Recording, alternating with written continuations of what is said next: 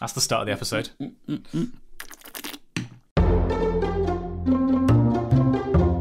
Hello, I'm Dan. I'm Simon. And this is the Wikicast, a podcast where Wikipedia takes us to a random article each week and we talk about what we find. Simon, what are we talking about this week? This week, Dan, we're talking about UCLA Medical Center, Santa Monica.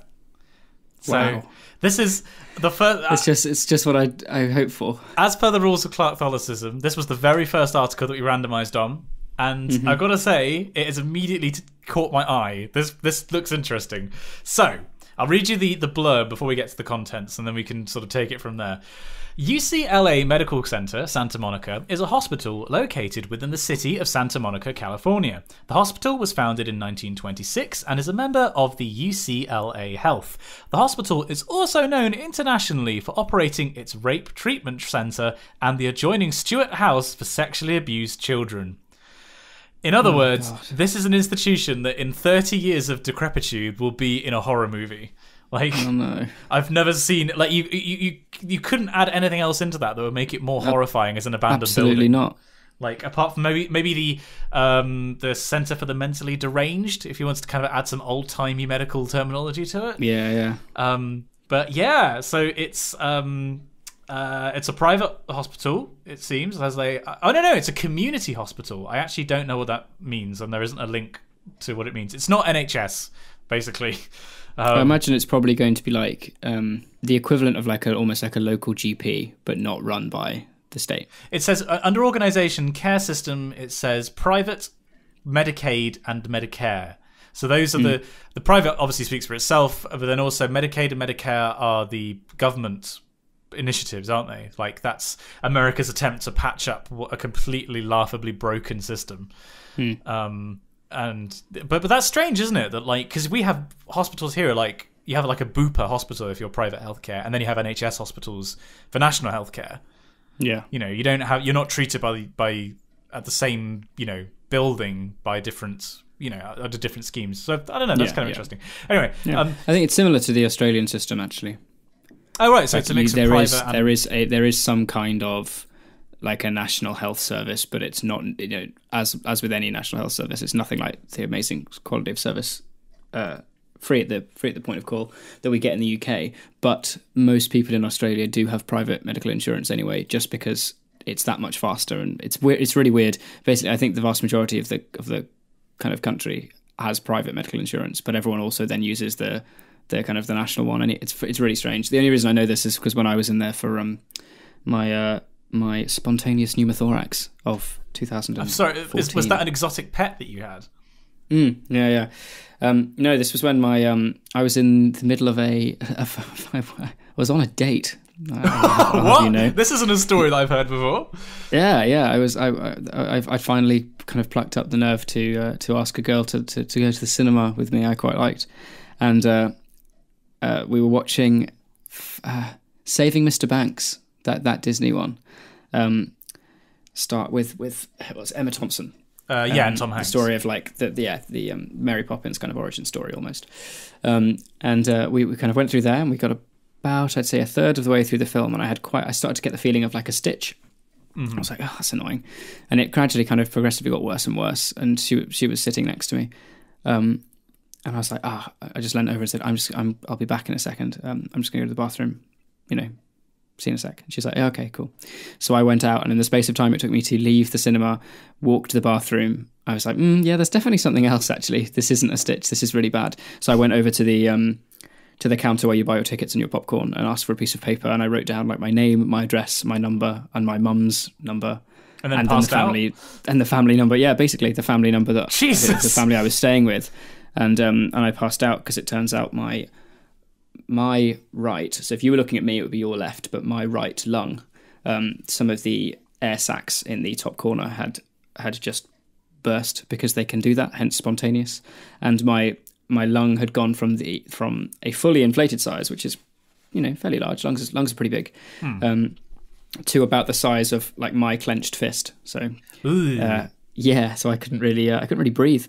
I went to hospital. and then they tried to extract the air in the within the kind of pleural membrane, because if there's air in there, the lung can't reinflate, so you need to get the air out so it can go back up again. And then usually it can just kind of like reinflate itself, and you take it easy and it'll be fine, which is what they did. And it was with the world's biggest needle I've ever seen. You can imagine, like, it's still the sharpness of a needle, but this thing would probably have been maybe 5 inches long at the actual needle tip, because it's got to go through into your chest. Jeez. And then take the air. Yeah, and then it collapsed again a week later, and I had to have surgery. And so I have staples, 2 little tiny staples in my top of one of my lungs, which is cool. Yeah, so if you want a tip, hopefully we'll get a crisis corner about someone saying, how can you improve a date? Make your lung collapse, because she sent me a message that night saying, hey, I'm really... I don't know what happened. I'm sorry if you didn't have a good time. It would have been still really nice to talk to you, and like you could have explained why you didn't want to stay. I was like, oh no. And I sent her a message back being like, no, that's not wrong at all. I'm actually at the Royal Albert Hospital in central Melbourne. And she was like, haha, very funny. And then I sent her a picture, and she's like, oh god. Oh fuck. Yeah. And so that was quite funny. Wow. That's the only positive memory I had of it, because I ended up being in hospital for like 3 months because they pumped me full of that many drugs that my liver failed, and I nearly had a liver transplant. So thanks, Australian Health Service. We could have sued you for millions, but we decided not to because I started to get better. But there you go. You're Hospitals. a fragile little bird, weren't you? You were like a little bird with a broken wing. Well, this is the thing. Interesting. I do have somewhere at home, I think, in my family home, not here, in Exeter. I have the X-rays of my chest. To as they were kind of talking through, because they asked me a series of questions post spontaneous pneumothorax, and they said, do you do any like a lot of diving, like deep sea diving, and I was like, no, not really. And then they said, oh, okay, do you very casually sing? No, not really, no, I guess not. Well, I have not a lot, my license. No. I did some in Australia because it's Australia, and we've got the Great Barrier Reef, but not so much as to be like, oh yeah, I'm always going through big changes in pressure. And they said, oh, okay, do you sing? And I was like, yeah, I do. I have done since I was like 4, quite a lot. And they said, oh, that explains it, because they showed me this X-ray, and like the bellows, so the bottom parts of my lungs, are really quite large compared to the top, which is just kind of like a normal size. And they said, oh, that may have been putting kind of more pressure on the tops. This can happen. So you singing, like you having such strong lungs was putting pressure on part of the system. This is what they're basically, when it's spontaneous, they can be like, well, we could say that this maybe has something to do with it, but really these things do just happen to people. It's just something that can happen. Interestingly, my uncle on my mother's side also had a spontaneous pneumothorax, so it could be a genetic thing that I may be slightly more predisposed to it happening. But wow. Touch wood, fingers crossed. That was the last one I'll have, and it was. I wouldn't wish it upon anybody. It's excruciatingly painful. You basically walk around. Well, you can't really walk around, but the way that they fix you after the operation, when they staple you, is you have 2 massive tubes going into your chest, attached to something that looks like a clear plastic briefcase, which has a water valve on it, and it's always on a slow kind of, think of like a really, really tame vacuum cleaner, and it's gradually sucking air out of your chest so the lung has time to reinflate. But you have to have that for ages, and they make you like cough as like an exercise to do every day, to make sure that, because you're sitting so still and breathing so lightly, it's really easy to get like pneumonia. So you have to go through all these things, and you can imagine trying, when you cough, your chest spasms, and when you've got 2 basically hose pipes going in between each rib, it's excruciating. Yeah, it doesn't sound like fun. No. That's why when we've seen, you would have seen them before, like when we've gone swimming and stuff. I have a scar on my back, which is where they put the drip that kind of goes near your spine and then drips through to numb basically everything in your torso. And then the actual 2 scars on my chest where the tubes were. And they had to go through. It's actually a fun fact before we move on from Dan's horrific medical story. The way that they put the tubes through into your chest as part of the draining and the getting excess liquid or air out of your chest is they have to go in between your ribs, and all the kind of nerve endings to feel touch on your chest are basically attached to your ribs, slightly under. so when they shoved those through on mine, obviously because I'm a smaller person and these tubes are quite large, they just ripped through a load of those nerves under my ribs, which doesn't cause any pain. Ooh. But it means that I now have a patch on my chest where I can't feel anything. Is that just your heart? Yeah, basically, yeah. No, it's really weird though, but like if I run my finger across my chest, obviously I can feel it because it's my finger, but if somebody else were to do that, ooh, raunchy, then there'll be a patch of, I can basically kind of draw an outline as to where I can't feel. If there's like they're putting an ice cube and you're like, you feel that? I'm like, no. No, definitely. Yeah. Well, that goes to show we're 40 episodes into this series. We've been doing this for over a year, and we're still learning things about each other. Still learning things about Dan. Amazing.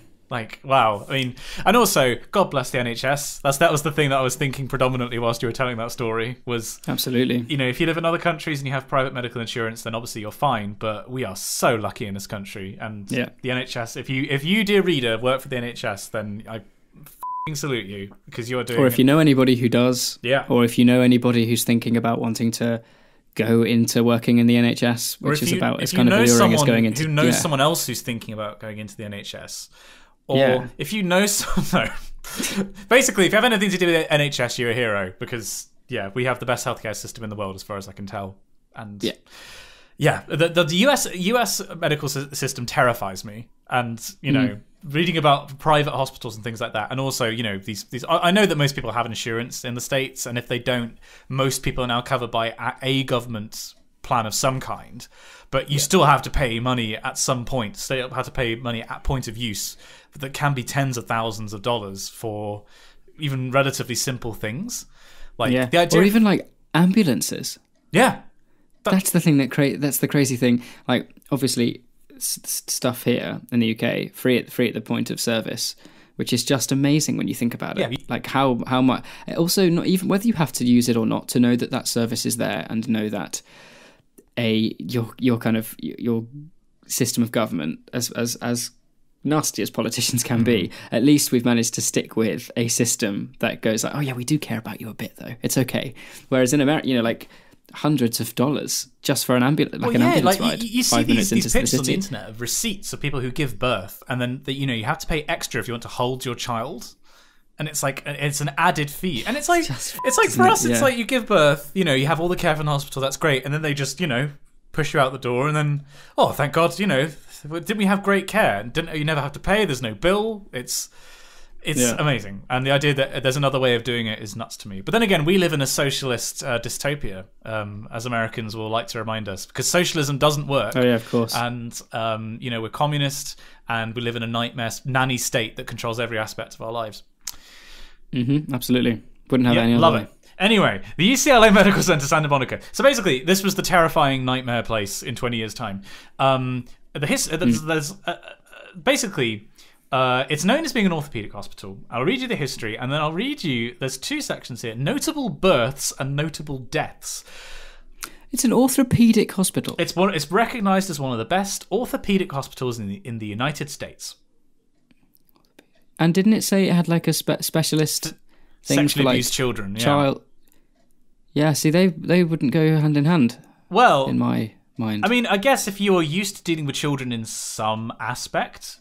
Maybe they just had a space of cases with children, and it meant that, we can maybe, we actually have the specialists here to have a specialized unit, and then the reputation, builds itself, and you get more specialists coming. But I don't know, it kind of makes sense to me. You see it with departments sometimes, don't you? Like, you'll get a bunch of academics together in like a history department or a physics department who work on a particular thing, and then that it generates its own momentum, a bit like a Katamari ball, and you get other academics who want to join that group because it's got these people in it, and then because that person's joined, you get more and more people, and I get it.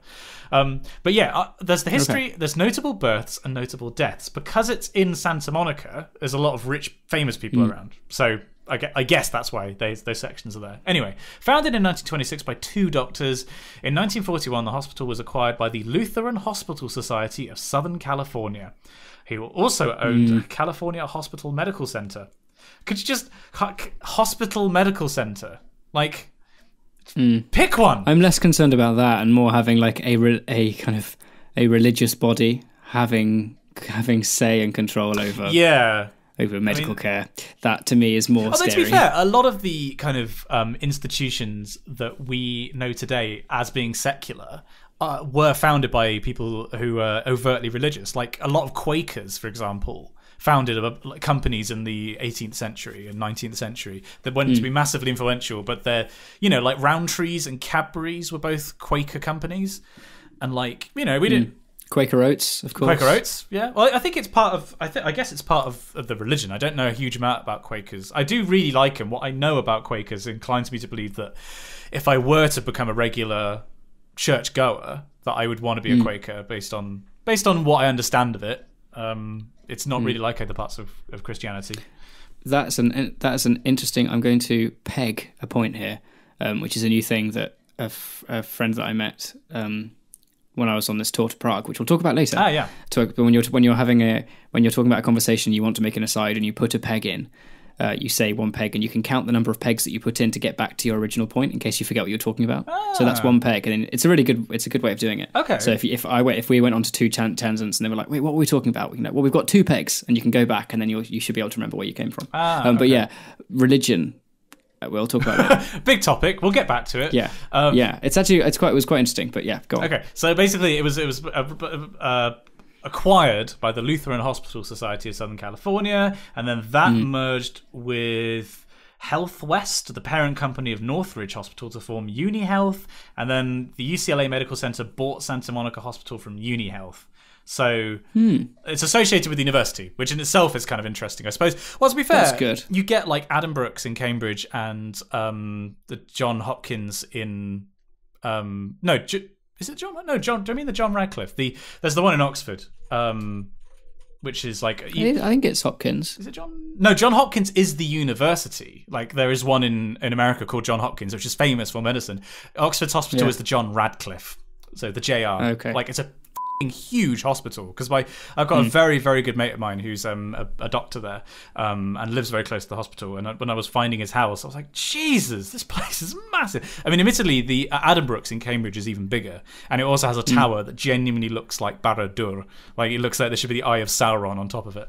Oh, wow. But anyway, yeah, associated with the university, so I guess we have that here. Anyway, notable births. Shirley Temple, the actress, was born there. Oh yeah. Who was... What's she been in? She was famous for... I just had to double check. She's dead. I didn't know that. I thought she was still alive. She was one of those child actors, wasn't it? She was... Because it's one of those names that you know, but I wouldn't be able to name a film that she's been in. Yeah. From Glad Rags to Riches was an early one. Hang on. Can I go on her filmography? Oh, wow. She's done so many films that her filmography has its own article. Well, really? Yeah, like the little... That's amazing. Actually, if I just Google her, Shirley Temple, then it should tell me her most famous roles. The Little Princess, Heidi, curly top, bright eyes. So, okay, yeah, tiny, adorable child actress with curly hair. She was born there. And then notable deaths. Tom Petty. I know that name. He was a musician. Yeah, I recognise that name too. He was in the Travelling Wilburys. For the supergroup, along with Mehli Mehta, who was the father of Zubin Mehta, who you might know as a violinist, who worked with Yo-Yo Ma a whole bunch. Right. Michael Turner, comic book artist. That might be one of the most generic names ever. Michael Turner. He was a comics artist known for his work on Witchblade, Fathom, Superman, Batman, Soulfire, and various covers for DC and Marvel comics. He was a big deal and died quite young. He's a big dude. Is that why he died? Yeah, no, Diabetes. From the picture, he looked like quite a moderately sized dude. And then lastly, Clark Shaughnessy, American football coach and innovator of the T formation. Wow. I know a bit, and that's actually a peg I would like to put in, which we'll come back to in Critics Corner. Okay, that's two pegs. That's two pegs. Because I've been watching something to do with American football. I don't know what the T formation is. Okay, do you want to know? I've just gone on its article. The T formation? Yeah. Is it where you've got a guy at the back throwing, and then there's like a line of people, so it makes it look like a T, and you don't know whether he's going to go throw like left, middle, or right? Well, that's pretty much all offensive plays, to be fair. in this, because you have like an offensive team. Yeah, you have the quarterback, and then you have the line of forwards. Apparently, what distinguishes it is you have that line, and you have the quarterback behind them, and then behind the quarterback, you have 3 other people. You have 3. Oh, so there's the T. It's like an opposite T. Yeah, like if you had another person, if you imagine another person between those 3 people and the quarterback, it would be really obviously a T. Like it's just a bit crammed. So you have. There's various other things. You have running backs, basically. So they will run past the quarterback, and then you have lots of options. But yeah, the guy who invented that formation died at this place. So we've actually interesting bunch of people, associated with this place. I mean, Santa Monica is one of those famous, like, classic boulevard towns, really, isn't it? Did that guy have anything to do with the university football team? Clark Shaughnessy. Let's have a look. I just wonder why he might be being treated there. Okay, he had head coaching positions at Tulane University. Why can't I say that? Loyola. I literally can't say that word. Loyola.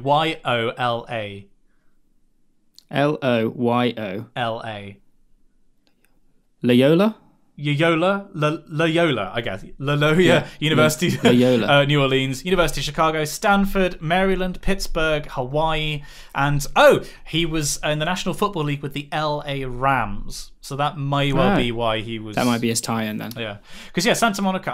I've been to California twice, and I've not done Los Angeles properly, and Santa Monica is one of the counties in districts in like the LA area, isn't it? Yes. Yeah. Oh, okay. Yes. It's bordered on 3 sides, but LA. I mean, it's one of those like it's like where Gold Beach and stuff is, isn't it? It's the kind of place that GTA is based on, pretty much. Right. Oh, okay. There is a picture here, and I'm pretty sure that is literally the inspiration for the pier in GTA 5. Strong. Okay, cool. But no, I've not been to LA. Have you been to California? No, I think I have. I think I went when I would have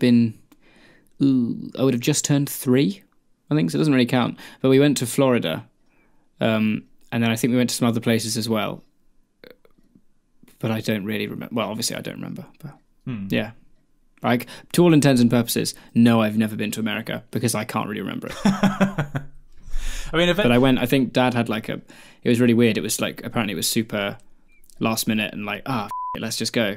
And we went to Disneyland, I think, because I think he got like a decent bonus for the year. And they just, I was only very young, so like, young family. Oh, he'll love it. And apparently I did. I had a blast.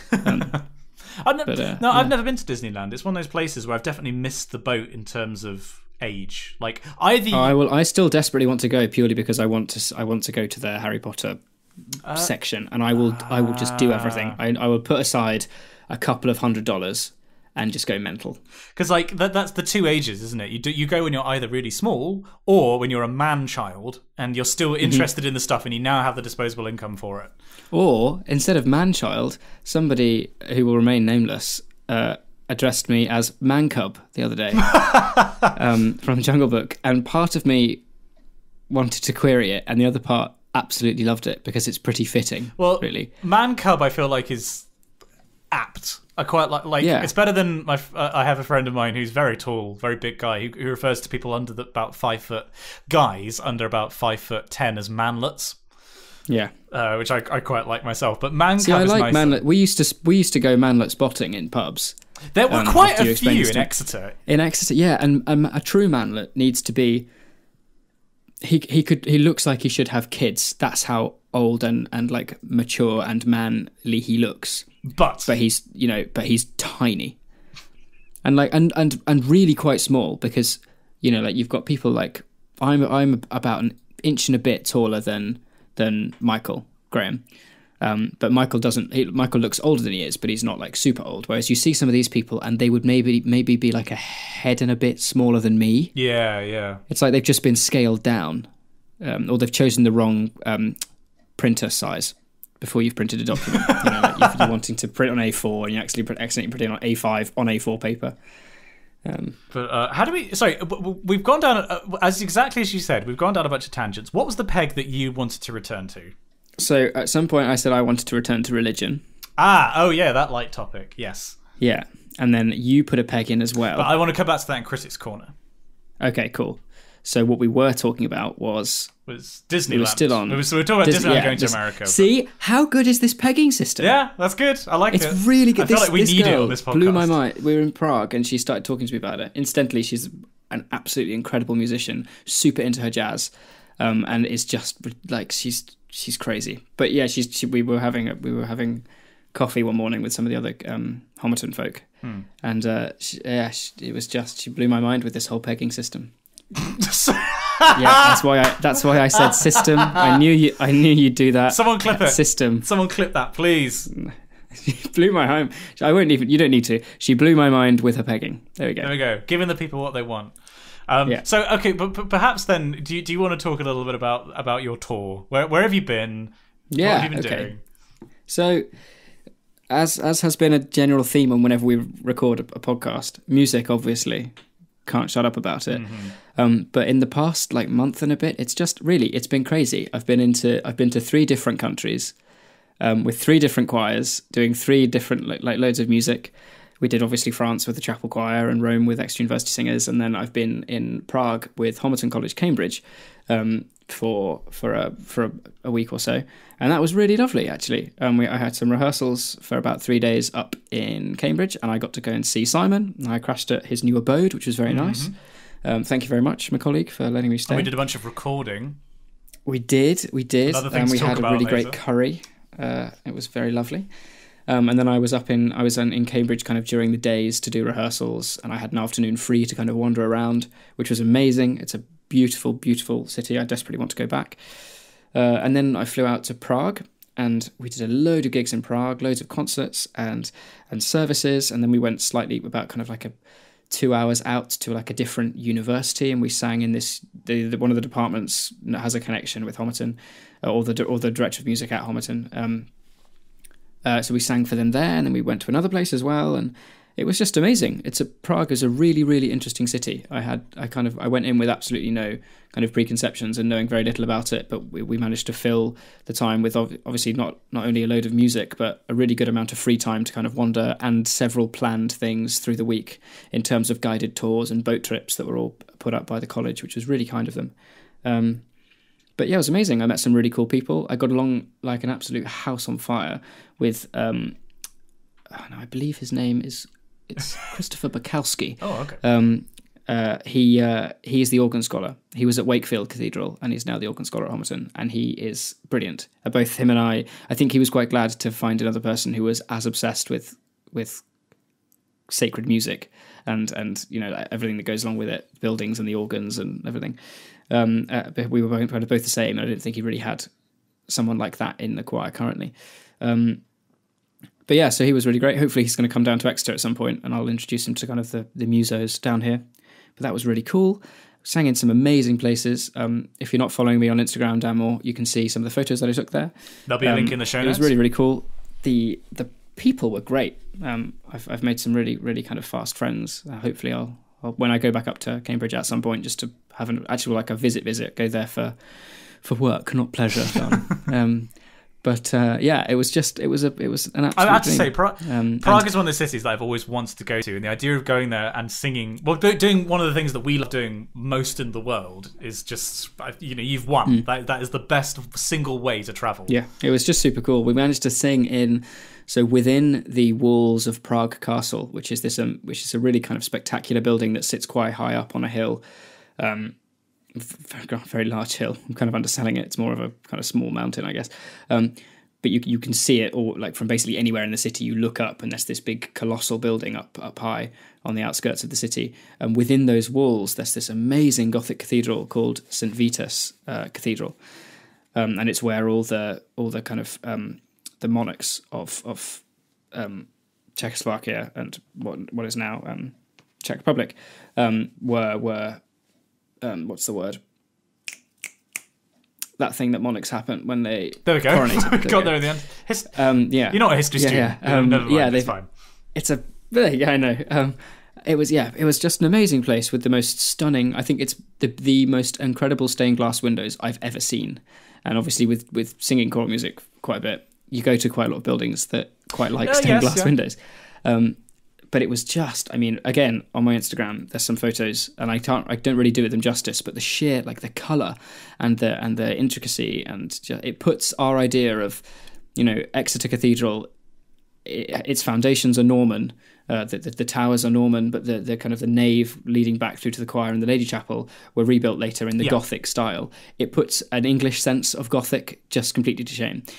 True kind of, Eastern European Gothic architecture it's incredible. This monolithic buildings with stunning acoustics. We took the Vierne Messe Solennelle, so you've got a huge organ in these massive spaces. It was kind of, it was just amazing, really. Had an amazing time. And I had, which maybe I'll talk about later, or depending on what we talk about now, I might allude to it. The reason that I managed to go is Hugo, who a lot of you will know from on the podcast. He's at the chapel in the chapel choir in Exeter with me. He plays in a band called Grand Canoe. They're really good. Go and check them out. One of the band members called Noah is at Homerton in the choir. So I kind of knew him, and Hugo spoke to Noah and managed to swing it that I could go. Hugo was meant to come along as well, but it turns out he couldn't make it, and the bass spot had already been filled, which was sad. But I had this conversation with Noah, and Noah's very he's a very, very religious individual, powerfully so, and quite. I'm going to use the word evangelical, and that doesn't really do it justice, but it's more, he knows his Bible inside out, and he's a fascinating person to talk to, and I had some really, really interesting conversations about kind of what my idea of kind of faith is, and how previously, I think we've spoken about this in episodes many, many moons ago, about how if someone was to ever ask me about what my idea of kind of faith and religion would be, I'd be hesitant to use those two words. I would usually say, I think I'm quite a spiritual person, and that I believe that there probably is something greater, but I don't want to give it a name, and I don't necessarily want to call it a god and say that I'm a Christian, and all of these things. But I had some amazing conversations with him about his relationship with God and what his God means to him. Usually kind of on an evening after we've been singing a load of music, just in the dark in the hotel room. And I came away from it, and I feel so lucky to have had those conversations, because it's really kind of quite profoundly affected my views of faith and Christianity, and certainly from a musical perspective. He's at Cambridge reading music, and we had some really interesting conversations about what it means to sing sacred music and what sacred music is to him, and how do you talk about the differences between singing something like the Vierne and then singing something like, early kind of Palestrina, and then singing something super modern. We actually took a piece called by somebody Graves called Surely He Hath Borne Our Griefs, which is super, super contemporary, modern, really polyrhythmic and just stupidly hard. Yeah, I think we talked about this when you were here. Yes, I remember. Yeah. It's probably been one of the most quirky pieces I've ever sung. It turned out in the end, when you kind of got an idea of how it worked, it wasn't too difficult, but it's really, really strange. There's a recording that I'll send Simon, we'll put in the show notes so you can have a listen, but it's just really bizarre and not really anything like I sing, but talking about how all of these things, because they're based on sacred texts, what place they have in within worship, and what they mean to you as a singer while you're singing them. And I basically walked away from this tour with a kind of real sense of, wow, I've met some amazing people, I've sung in some amazing places, and I've had some amazing conversations, some of which were musical, some of which were just kind of like personal, and some were like these conversations I've had with Noah, profoundly kind of affecting me on a like religious level. So it kind of ticked all the boxes, really. I feel very changed having coming back from that tour. Yeah, I mean, it's you basically, as you say, ticking all the boxes in ways that you could be transformed by it's being exposed to new people, new places, new ideas. Yeah, absolutely. Which is so important. I mean, I think we like to think that we have a really, really kind of solid grasp on who we are and what we believe in and what makes us us. But I think the best part of that is acknowledging all of those things, but fundamentally also accepting that all of these things are changing all the time, and they change through experience and through learning new things. And this trip to Prague and coming back has been an amazing example of that. I think I've changed a great deal as a person. And it's one of the first times where I've been acutely aware of it. When I was flying back and I came back and I was at home for about a day up in Oxford, and then I came back down to Exeter. And I think I've been spent quite a lot of time on my own, just with my own thoughts and kind of reflecting on what the tour was and the conversations I've had. And I can really feel in my kind of headspace and the experiences I've had there, that a lot has changed within me. And it's a very unusual thing to be aware of. Holy shit, I'm changing. You know, it's almost like how you know, I'm currently losing weight, for example, and you know, it's very rare that you look at yourself and you're like, I'm lighter. Like, you know, it's the kind of thing that happens gradually over weeks and months, and you know, when you look back, you realize how much you've changed. But in the moment, you never seem to realize because it's so gradual. But that's very interesting. I mean, it'd be really interesting to sort of, you know, properly catch up with you about that kind of thing the next time when. Oh, I don't know when we're next going to be in the same physical place. Actually, I'm sure when we do, there will be I'll properly go in depth about the trip and the conversations, but very specifically these conversations that I had with Noah, because it has really quite profoundly kind of affected my view and opinion on so many things, but very specifically, kind of religion and faith and what I thought it meant and what I was worried of it meaning and what it is now. They're very, very different things. And I think that's why I wanted to make a deliberate point of talking about it, because as you just said, it's very rare when you acutely feel that in such a short amount of time, you feel a change. Not something in kind of like, oh, my favourite colour was red, but now it is blue. more just kind of so many from one kind of conversation or one continued fluid conversation that happened over the course of about a week, how much that's the kind of like dropping a pebble into a pond and all the ripples kind of reverberating out into everything else that I think and do and am. How much it's changed. It was, I feel incredibly lucky, not only just to have gone on the tour and met amazing people, but been party to those kind of conversations. Wow. I mean, do you feel like you've been, I was going to say, have you sufficiently pegged? I mean, have you sufficiently discussed the peg that you put in? I think so. Yeah, I don't want to ramble on. Oh no! Well, that's not what this podcast is about at all, Daniel.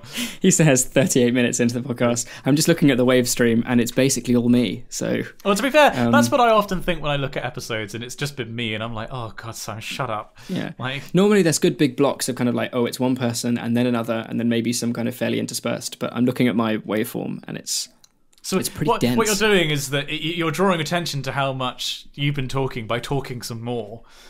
Absolutely. So perhaps we should put a pin in this and take a jaunt over to Critics Corner, where I have a lot of things, many things to talk about.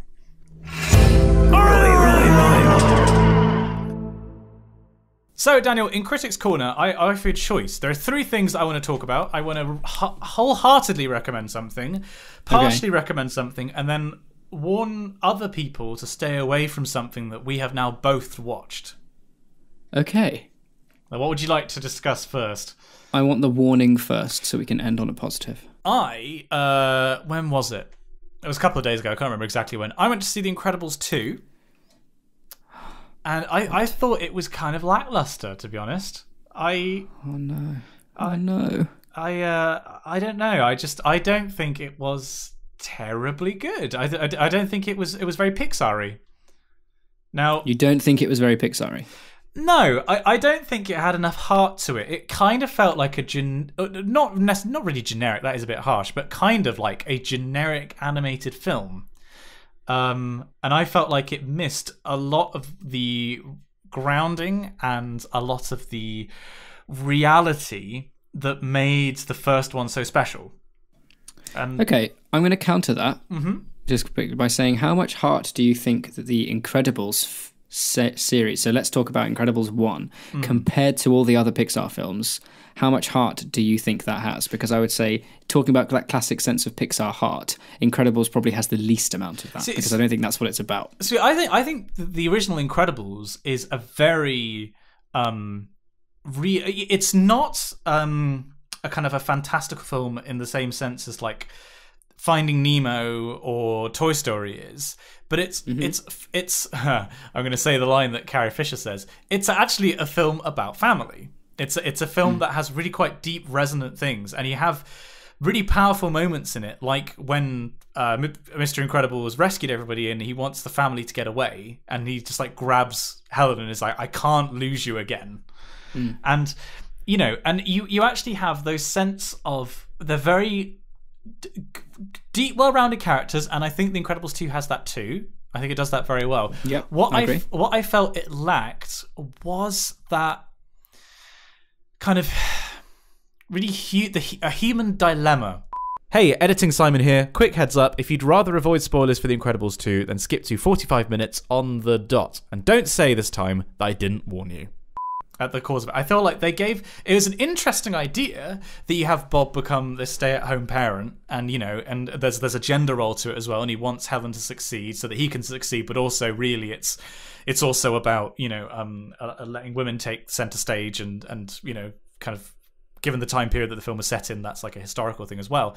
But I feel like the personal conflict wasn't drawn into the climax. The climax, just kind of everything was a bit really. Okay, that's interesting. Like, I feel like in the climax of the first film, the fact that he wanted to be a superhero and he wanted to be this incredible person, and and then he loses everything. He then has to be a superhero to get them back, and then he's like, no, I'm human. I'm not like indestructible. I care about you. I can't lose you. You're my weakness, and I can't afford to lose you in this. That was like his arc. He has a fantastic arc over that film, and it's a very human, relatable story.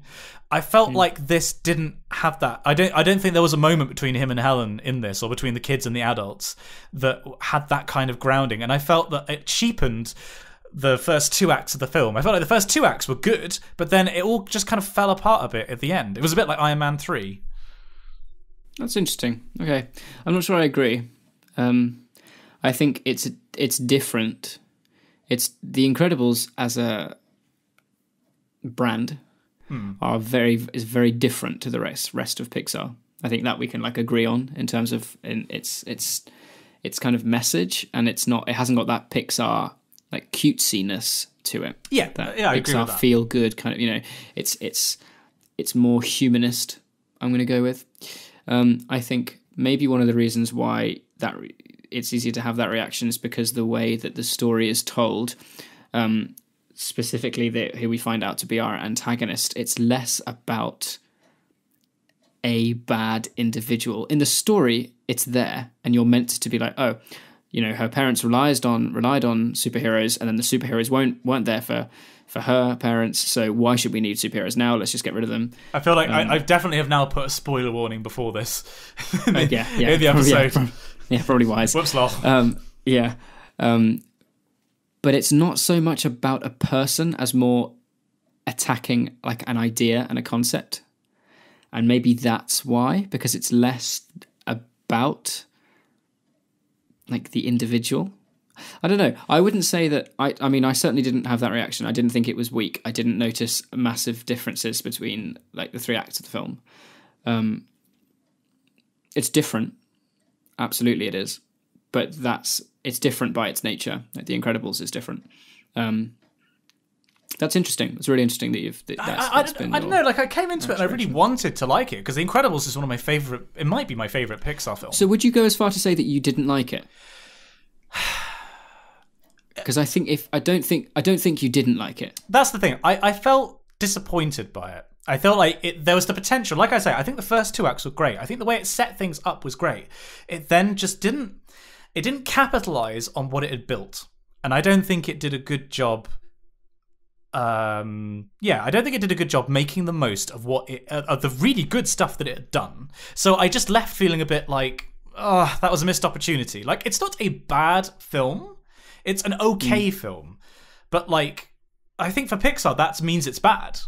Because the standard is so high when you compare it to everything else, and especially compared to the first Incredibles.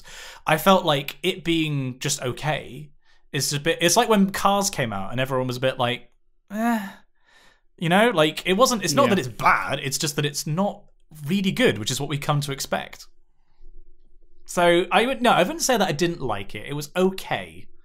It wasn't like when I went to see The Last Jedi and I was like, which was also, I've gone in and I felt like this was a missed opportunity. There was some interesting stuff, but they didn't ruin it, but like, they screwed up. I felt like this wasn't full Last Jedi. This was maybe 3/4 Last Jedi, but it hasn't like irreparably damaged the brand, so it's not that bad. Okay. But yeah, I don't know. That's I felt like it could have been so much more, and I felt like that. Yeah, I was a bit disappointed by it. Okay, that's fair enough. So, on happier news, the thing that I wanted to wholeheartedly recommend is something that I believe Taha recommended, and I don't know if you've seen it yet, which is The Good Place on Netflix. I think you're right. I think he did recommend that, and no, I haven't seen anything. Now, I don't know about you, but I view Netflix, because I think I mentioned a couple of episodes ago, I've been trying to make more of my Netflix subscription. Like, I felt like I wasn't really getting value for money, and I definitely feel like I am now. I've been watching a lot. And this has been on my list for ages. Taha recommended it, and it's a 20-minute slot. And I break up what I watch, like, as in, like, mentally, I categorize stuff by the length. So I have it's one of the 20-minute shows I could watch, or one of the hour shows I could watch. And like the 20-minute slot is probably my favorite because it's stuff like Community, it's stuff like The Simpsons. It's like you could just slot it in over if you're watching something over dinner or something. Like it's a really nice, frothy kind of just light fare. And it's it's nice. And I think it's one of my favorite shows that I've seen. I think it's my favorite new show that I've watched since Community. Like, oh wow, it is super good. Okay. So the basic premise of it, for those readers who might not know, is that Eleanor Shellstrop is dead and wakes up, and she's informed that she's dead, and she's in the good place, and that there's basically a good place and a bad place, and that all religions got some bits of the afterlife right, but no one got it exactly right. And so she's part of this neighborhood with a few hundred people, which is tailor-made to be perfect for those people, and she goes along, she learns about everything, she meets her soulmate, because everyone has a soulmate in the good place, and then it turns out that she shouldn't be there. She's an awful human being, and she's there by an administrative mistake, but she doesn't let the authorities know that, and so she tries to become a good person by taking philosophy lessons and sort of life experiences with her soulmate, who was a philosophy professor on Earth when he was alive. Just tries to become a good person whilst trying to kind of keep the authorities at bay. And this already sounds quite up my street. It is so good. Like it's in the same way as Community. It is written in a very intelligent way. It is a great introduction to a lot of moral philosophy. It's basically like ethics. Yeah, it's basically a show about ethics, and it's that they've actually made that in funny and interesting and engaging, and it's just so well done. And I've now watched everything. I've watched both seasons in like a week. Well done. And I now cannot. How many episodes wait. per season? I think it's 13. Okay. So you can go through it at quite a clip, and there's a new season coming out in about a month. I think it's just over a month. And honestly, I've loved it. I got Pixel Girl to watch the. I think the pilot is one of the strongest pilots I've ever seen of a show. You're just so immediately like I need to keep watching. I absolutely give the pilot a go. It's 20 minutes. It's think Community in your head in terms of smart, but also light, and kind of like everything's lit like an American sitcom. So it's like you don't feel like there's a huge amount of peril, It's just really good. Taha, if you're listening to this, mate, you were so right. I should have listened to you earlier. I might watch that before bed. Honestly, do it. It's only 20 minutes long. Yeah. Honestly, and I'd be super interested to hear what you make of it, because I'm excited. That sounds really good. Now, this is a dangerous time for me. I will watch the pilot, and then I will not watch anything until my exams are done. I don't think we've mentioned on the podcast yet, but as a brief aside, I was really ill in January. So the 2 exams that I had in January are now in August. I still haven't been given a timetable, hilariously. So they're going to be somewhere between the 13th and I think like the 17th. But I've basically been living each of my days in the library, studying and having a blast. But yeah, I'll watch the pilot tonight, and we will touch base next week. Well, I think it'd be an ideal like lunchtime break thing as well. Like if you're in the library, you've got your packed lunch or your Pret or whatever, and you just want to watch something on your phone or something, it'd be ideal for that. Okay. Now, before I go on to my third item, and I do what you did and talk for however long it is in a single go. Do you have anything that you'd like to criticize and bring to the table? Do I have anything? Yeah. Well, I mentioned to you just before we started recording, I've been watching some stuff on the Bon Appetit channel on YouTube, which is kind of like a more serious sorted food for America as a whole. But there are some aspects of the Bon Appetit thing that's actually quite funny, one of which is the It's Alive series. Now, I'm going to look up the name of the guy who does this because he's actually really hilarious. Bon Appetit, It's Alive. Brad Leone. Right. He is hilariously funny. He's from like the Bronx. I think we tried to pin down the accent. I was trying to describe it to Simon. I think that's accurate. It's the hey I'm walking here kind of. Yeah, accent. he's really, really, or kind of almost like a Long Island accent. Right. Okay. The kind of accent, almost like Peter Griffin. That kind of an accent, like Philly or like that kind of a thing. I'm going to go with Philly, as in like Philadelphia. Okay. But yeah, he's really, really funny, and the way the actual production elements of the videos are fantastic. The editing's hilarious, and it's a combination of his hosting and the editing. It's really, really great. So I'm going to send Simon what I think is like a really good example of like one where you get like a really good taste for the humor and the editing. But like, for instance, if you put it into Google, it's Brad makes sauerkraut. He makes salt from scratch. He makes beet kvass. He makes miso paste, cultured butter, fermented hot sauce. Like, it's really interesting. And the whole idea of this It's Alive one is focusing on foods that are fermented and that kind of that process. Right, yeah. It's really good. I mean, I'm a very, very keen cook anyway. I really like my cooking. So I like it in that respect, but then also it's just really quite funny. And it's been just something that, the episodes are like maybe 12 minutes long.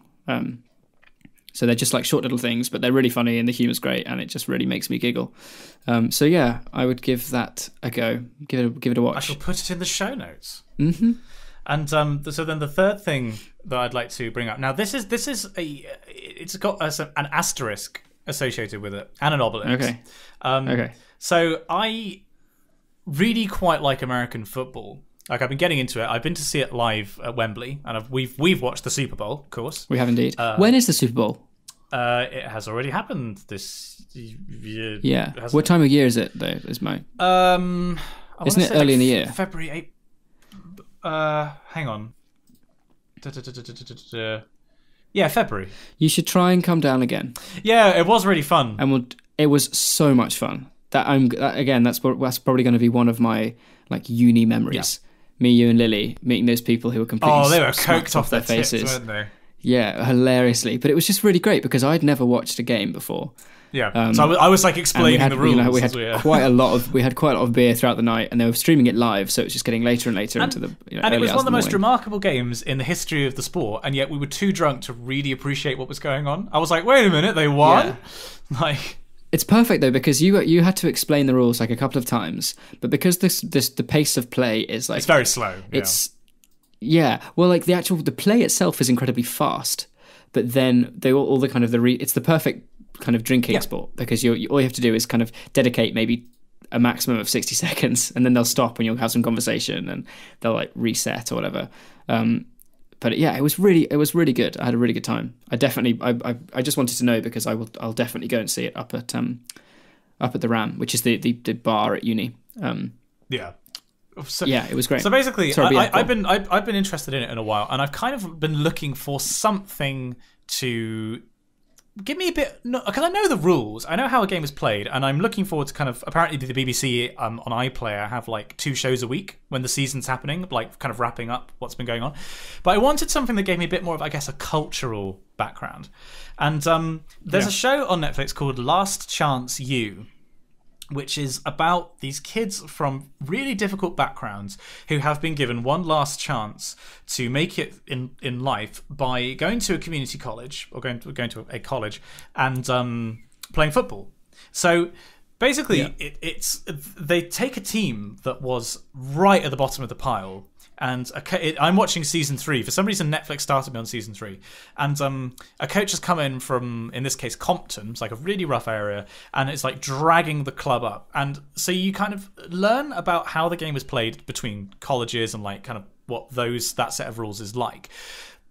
And the culture, I guess. And the culture and football. How people view it and everything like that. But then you also get the stories of these individual kids and where they've come from and where they're trying to get to. And it's not just football. It's also like academics. They have to actually graduate from college in order to potentially get a scholarship to a university. You have all these kind of different elements that draw you in, and in any given episode you've got that sporting, personal, kind of the social and economic aspect to it that might interest you, and they're really, really well made. Like, as a documentary series, the production value is really tip top, and that's an hour long per episode, so it's kind of a feature thing to watch in the evening. But I've been really, really enjoying it. Like, it's been a fascinating insight into, we don't really have anything like that in the UK in terms of like sport culture at school, like high school level. Like, I guess at uni, the only comparable thing I can think of is rugby, like at university level, like the Bucks tournament. And cricket too, I think. It's probably true of the kind of the private, like the public school. This is a stupid thing. So public school in England means private. Yeah. It's not like a state school or comprehensive. But speaking as like my 2 younger brothers are at a public school in Oxford, they like cricket, inter school cricket and rugby is huge. It's really like this. It's a massive. It's a big deal. Not only do the sports they go rugby and cricket go hand in hand with a kind of like a kind of a middle classy, certainly at school, vibe. But the level of competition between the schools is huge. I guess for universities in the UK, rugby and cricket you've mentioned, but I think probably rowing is the other one we've overlooked. Well, from a UK perspective, yeah and no. I mean, there's so few universities that do it to a high level. Like, I mean, obviously you've got Oxbridge, you've got Exeter, you've got I think some of the London ones are particularly good, but like, it's not as developed a league, and there's not as much money. There's not as much money, and it doesn't get the kind of attendance. Like, when Exeter played a big game, it was, they filled a huge stadium when they were doing it. You don't really get that with rowing. You do get it a bit with cricket. Like, when varsity happens, there's a big thing. But like, in terms of like a league, I feel like rugby, probably football as well, depending on where in the UK you are. But like, it's just, we don't really have the kind of thing that brings in, they have their own custom, it's just their stadium kind of thing. And they have their own building on campus just for the football team. And it's just a totally different culture. And it's been I've been really, really enjoying just immersing myself in it. And so if you're interested in football, if you're interested in those kind of like progression stories of starting from the bottom, now we here kind of thing, I'd really recommend it. I think it's really good. Oh, cool. Okay. So what was that called? That was Last Chance U. Right. And I've been making the most of my Netflix subscription. I don't even know how many hours of Netflix I've watched this month, but it's a lot. I finally finished Mad Men on my train down to Exeter from Oxford. Oh, then how many seasons and how many episodes per season is that? Oh God, let's check. There are 7 seasons, and each season has 13, with the exception of the final season, which has 14, and each episode goes for about, I think from memory, it's about 45 minutes. Jeez, that's a lot. Yeah. To be fair, I mean, I've been binging. I've been watching the series for ages, but I've been meaning to watch the last, like, I think it was the last 5 episodes. And it's a fairly lengthy journey down from where I'm based in Oxford down to Exeter. Plus, I was in the car, so we took a scenic route and we stopped for lunch, so it took longer anyway. But it was really cool. It ended really quite abruptly, actually. It was fitting, like it made sense the way they wrapped it up. But it was really cool. It's been a good experience. It's been one of those shows that I've heard a lot about, and like I know Michael is a big fan, isn't he? Of Mad Men. But I think so. I don't know. It's just never really appealed to me that much, if I'm honest. Well, this is the thing. It had never really appealed to me. And then I watched a couple of episodes and was like, actually, I quite like this. It's the same thing. Apparently Suits is meant to be really good. Now, I've tried Suits, and I have a problem with Suits, which is that, you know how Suits is the law version of House, right? Like, you get this complicated case, and you get these interpersonal dramas, and there's like a B plot that's between those personal people. But at the end of the day, it's a medical problem, and there's a solution to it.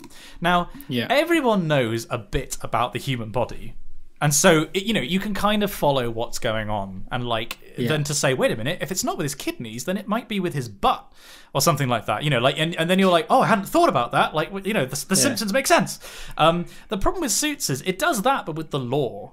And I don't know anything about US law. I know barely anything about UK law. And I feel like that's true for most people. I feel like a lot of people watch House, and they do know about the human body, and they know a bit. But at the end of the day, they want to watch it because they want to be impressed by someone who's smart. And my problem with Suits is that it's that, but I have no knowledge to compare how smart these people are with. You know? I think also because it's coming from... It's kind of subject matter. Subject matter.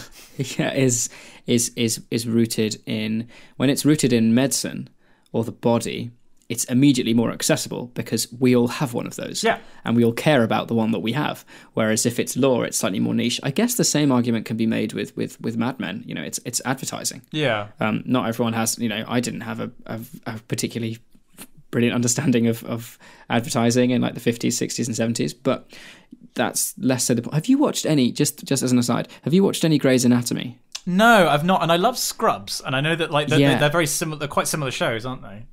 Yeah, I mean, Scrubs is definitely overtly more humorous. Yeah. Grey's Anatomy is more of like a drama. It's got comedic moments, but it's definitely more of a drama, like to be taken seriously.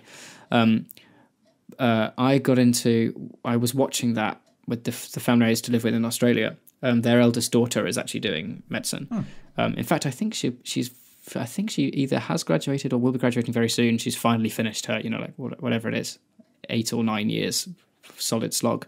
So congrats to her. But we would watch it, we'd watch an episode every week as with the family. And they're the number of Grey's Anatomy seasons and episodes, it's just ridiculous.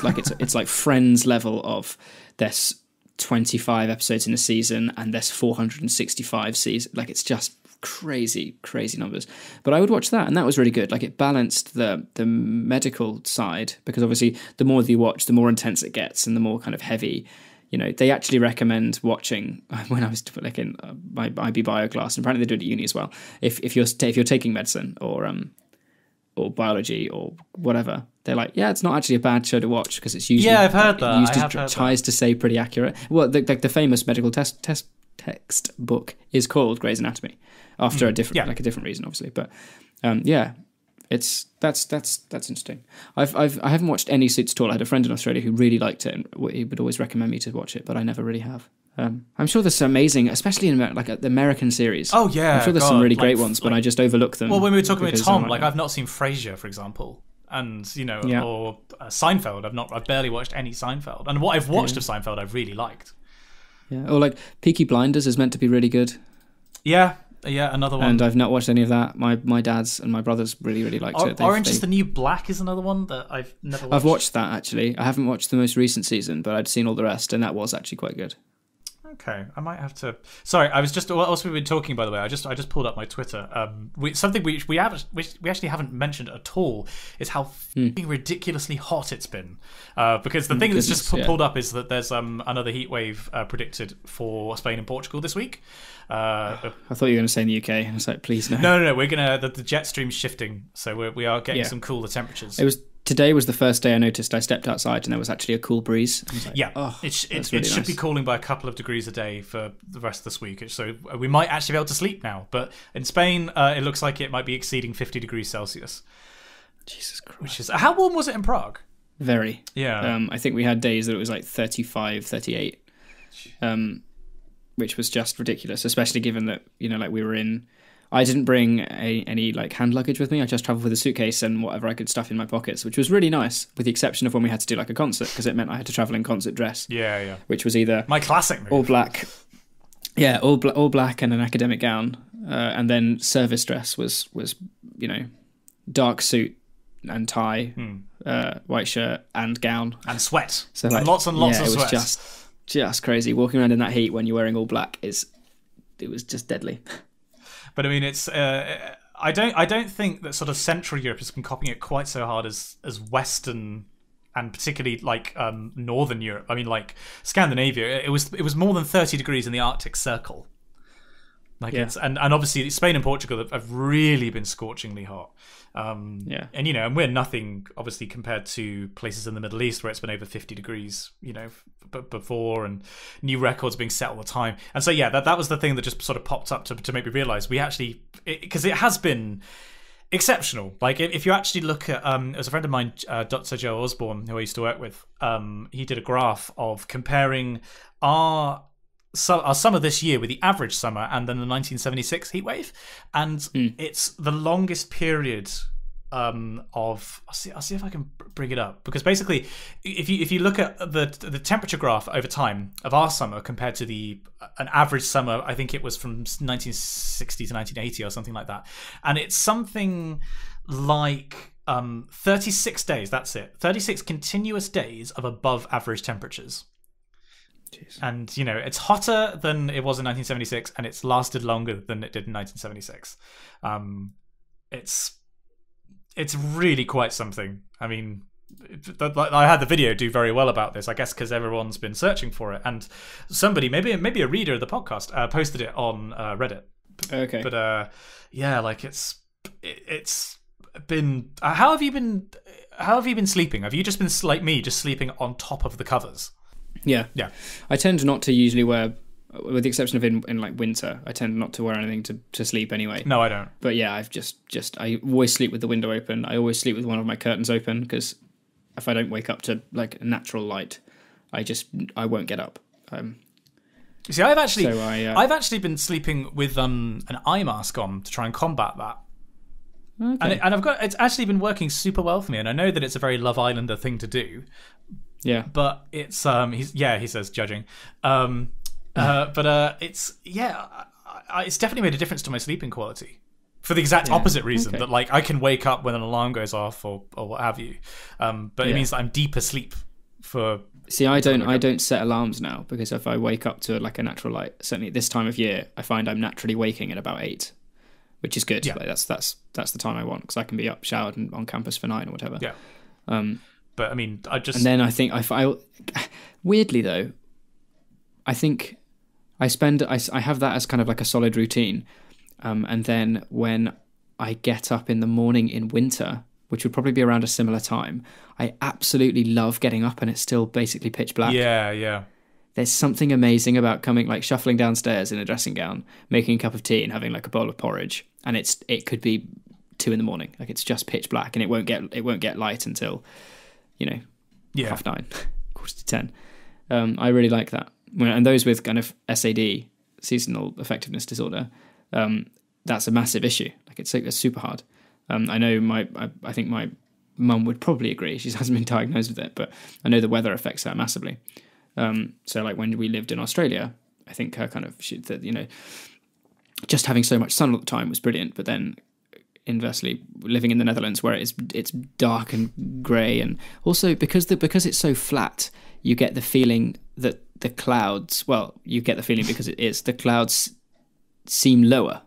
And it definitely is more oppressive. The weather feels more. It's almost claustrophobic. Yeah, no, I know what you mean. Strange. I know what you mean. I noticed it when I came back from Australia. Australian weather it's usually blue skies, so you've got this seemingly endless space above you. Well, it literally does go on. It is endless space. It's space. That's the point. But then coming back, and obviously I flew back in winter, and you do feel this. It is like a sense of claustrophobia.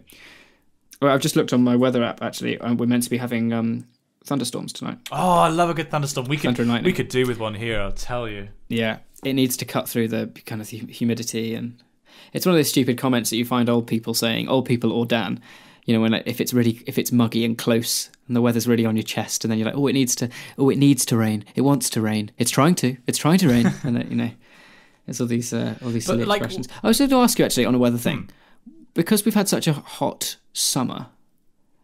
like crazily hot heat wave levels of just ridiculousness. Yeah. What do you think winter's going to be like? Well, in a sense, the hot weather now has been caused by effectively the same mechanism that caused the really cold temperatures we had in March. Yeah, because it's a weak jet stream basically.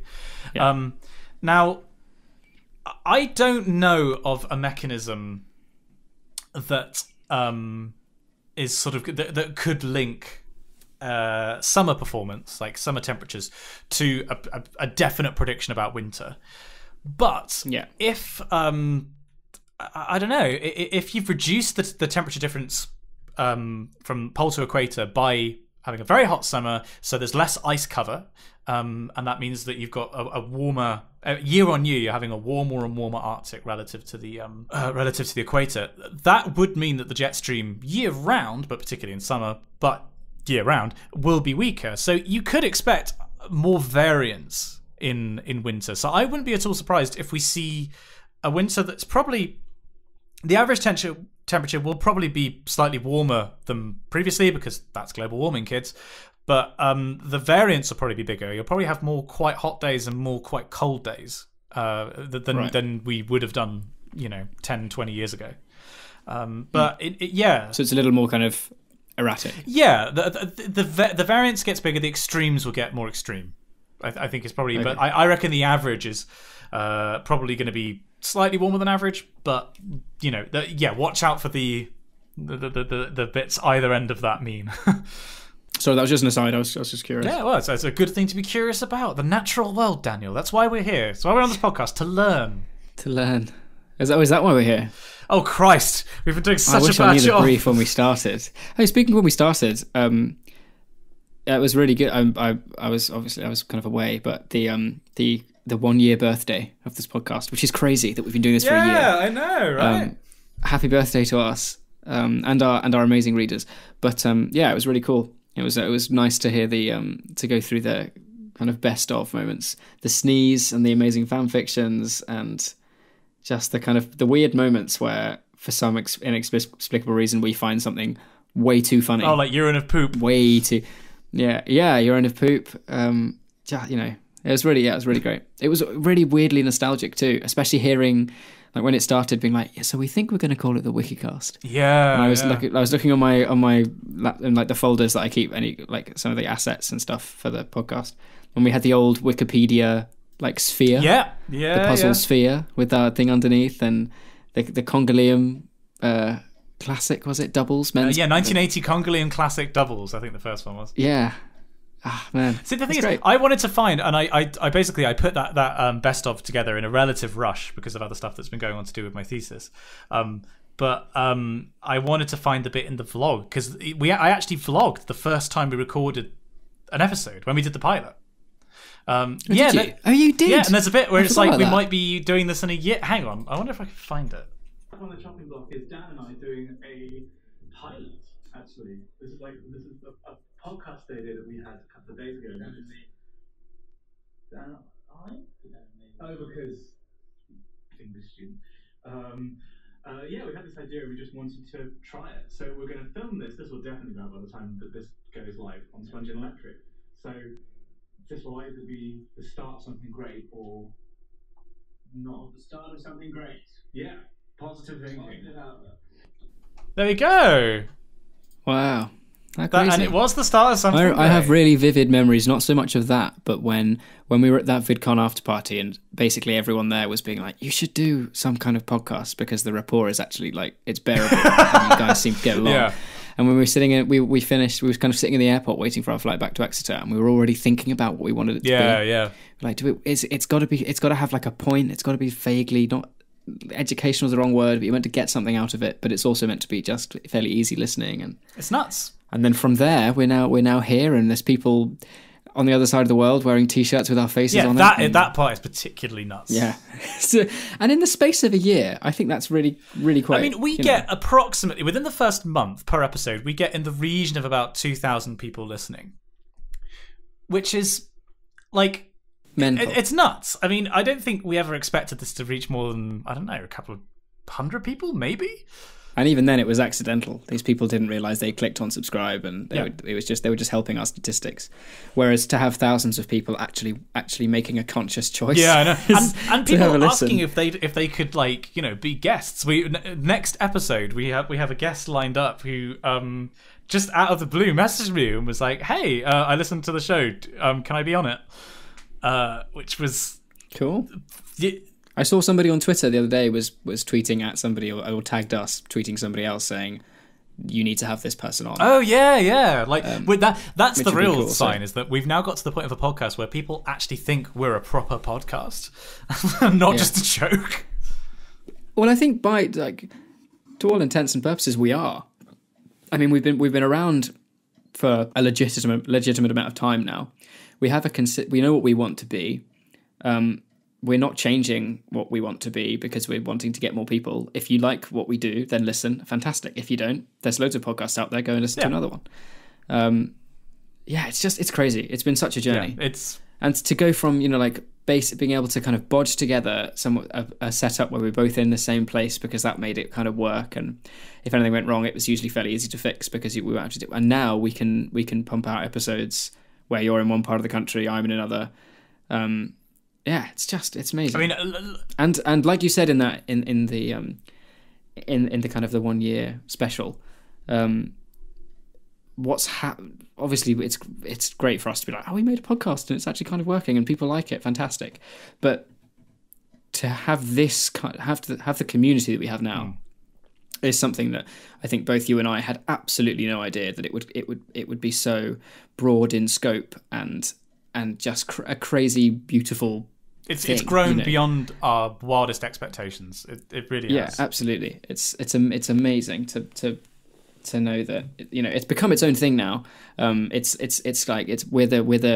We're the kind of the parents, and it's flown the nest and it's doing its own thing and doing amazing things out there, and we can kind of look back fondly on it, and it will always be a part, but it's just so amazing to see everything that's going on.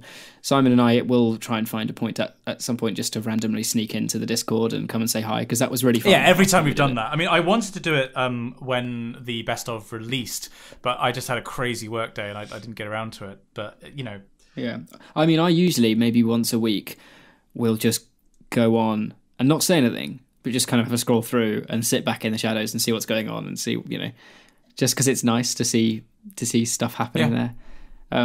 It's kind of like if I had like a pet or like a it's fish like tank, proud parents, or like nurturing like a plant. You hear that, readers? Readers will be pleased Apparently to know. You're like a plant to Dan. My herbs are going well. I've been away for quite a long time, but Ed did a fantastic job at keeping them alive. And I came back and they're all fine, which is very good. So thank you, Edward, for not letting them die.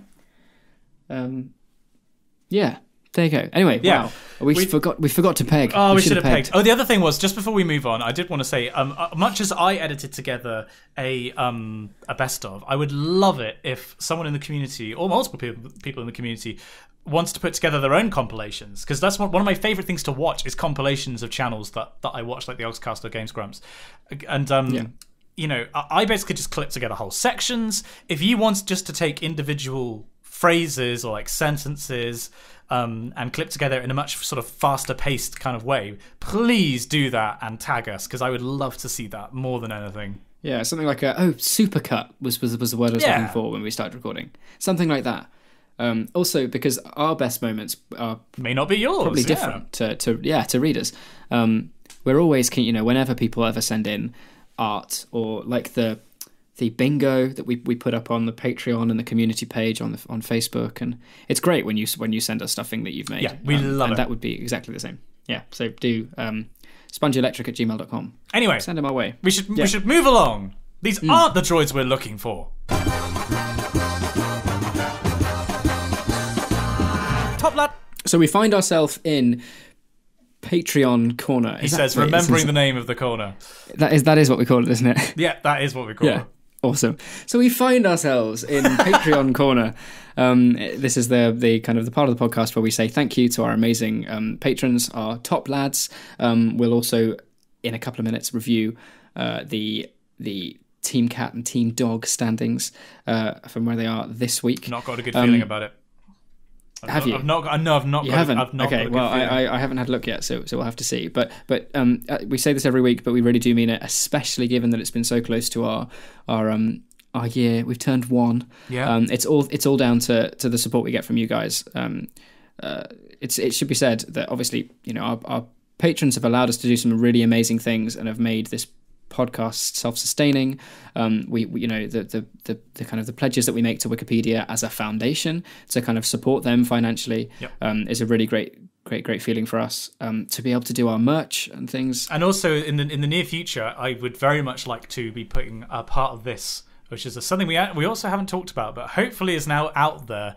I would very much like to put part of this towards an editor to help us with videos for Spongy and Electric, because that's come back. We've got some stuff in the pipeline. Well, I think the stuff's out. exciting. I think we've already started releasing by the time this brilliant. comes out. So yeah, Superb. I would very much like to you know, do that. Basically fund someone from the community to be able to you know, it's not fair compensation, but at least it's partial compensation for doing a little bit of editing for us. So you guys are producing us. We're subcontracting based on you. You are producers. You know, it's all, You're all our executive producers. you make it happen. You literally make the stuff amazing. that we do happen. We wouldn't be able to do it without your support. So thank you so much.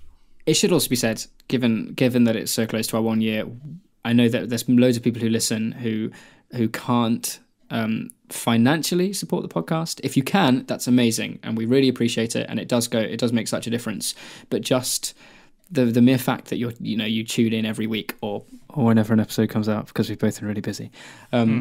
That is amazing in itself. You know, I'm sure there'll be people who, you know, a friend of yours might see you listening and you might recommend it, or you know, anything that has anything to do with the kind of the podcast and what Simon and I are doing makes all the difference. Whether it's financial, whether it's word of mouth, whether it's just tuning in, whether it's emailing us with fan art or crises.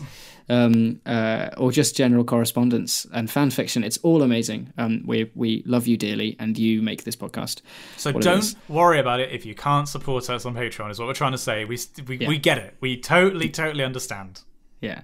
But for those who do...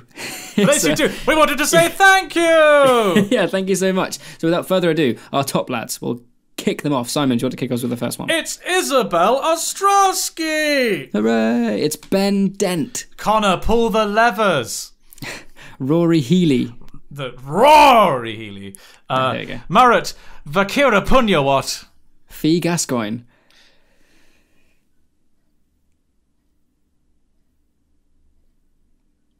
Are you there? Yeah, I'm just playing with you. It's Henry Brewster! Right. Cool, great, amazing. Thanks for that, mate. It's Lewis Watson. With the Instagram, it's Eric Davis. It's Billy Toulson. It's Elliot Conway, who's been with us for a very long time. Thank you, Elliot. He has indeed. Ben McMurtry. David Scahill. The one and only the Moustache Man, whose birthday was a couple of days ago. Happy birthday, Cameron. Well done. Happy birthday, Cameron. Hope you had an amazing day. Also, happy birthday, Habiba. I have no idea if it's your birthday or not. Happy birthday, Habiba Amjad. I hear you have Twitter. Happy Hospital, Dan Hanvey. He's back in again.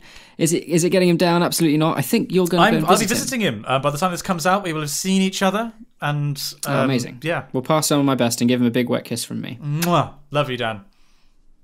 Oh, is it me next as well? It's Lachlan Woods. Lachlan. It's John Mannion. Luke Thatcher. Simon Torseth. Alex Greer. Geordie Eschendahl. Matt Maguire. Jay Wright. Wonderful Stephen. I wonder if are we ever going to learn what his full name is? I don't know. I don't know if I want to know. No, maybe one day when the world's ready. Yeah. It's I think it Tapioca. Oh, so indecisive. So indecisive. So much thesis beer going on. Thank you must also go to Davy Schramm Vontabel. Another one right out to Simon Vase as well. Why did you finish like that? That's it. That's all the top lads. Oh yeah, sorry, I hadn't scrolled down. That was the weird intonation. Oh yeah, thank you to. That's it. That's the last one. that's the end. The end. There we go. Yeah, thank you so much. Job done. It's amazing the work that you do. And then oh my god. Oh my god! It's a beautiful sight, ladies and gentlemen. The Team Cat and the Team Dog rankings are as follows. Team Cat, 29 patrons. Team Dog, 37 patrons. I got my hopes up because we have 29 work. Top Lad patrons and 29 Team Cat patrons, and I misread it and I thought that we were tied again. Oh, I'm sorry. No, we're absolutely we're doing an amazing job. Team Dog, I said this from the very beginning. For the first maybe 20 episodes, I think we were consistently under every time, but we were biding our time, and this goes to show it. I think that we've got a clear lead now. I'm so proud of you. God, we're just Team Cat. Come on, you're embarrassing me in front of the dogs. Come on, in front of the space wizards. Come on, guys. $1 a month at patreon.com/the Wikicast. It's all I ask. That's all I ask. It's the least you could do. God, 37 to 29. Yeah, we heard you the first time. Jesus, suck on that.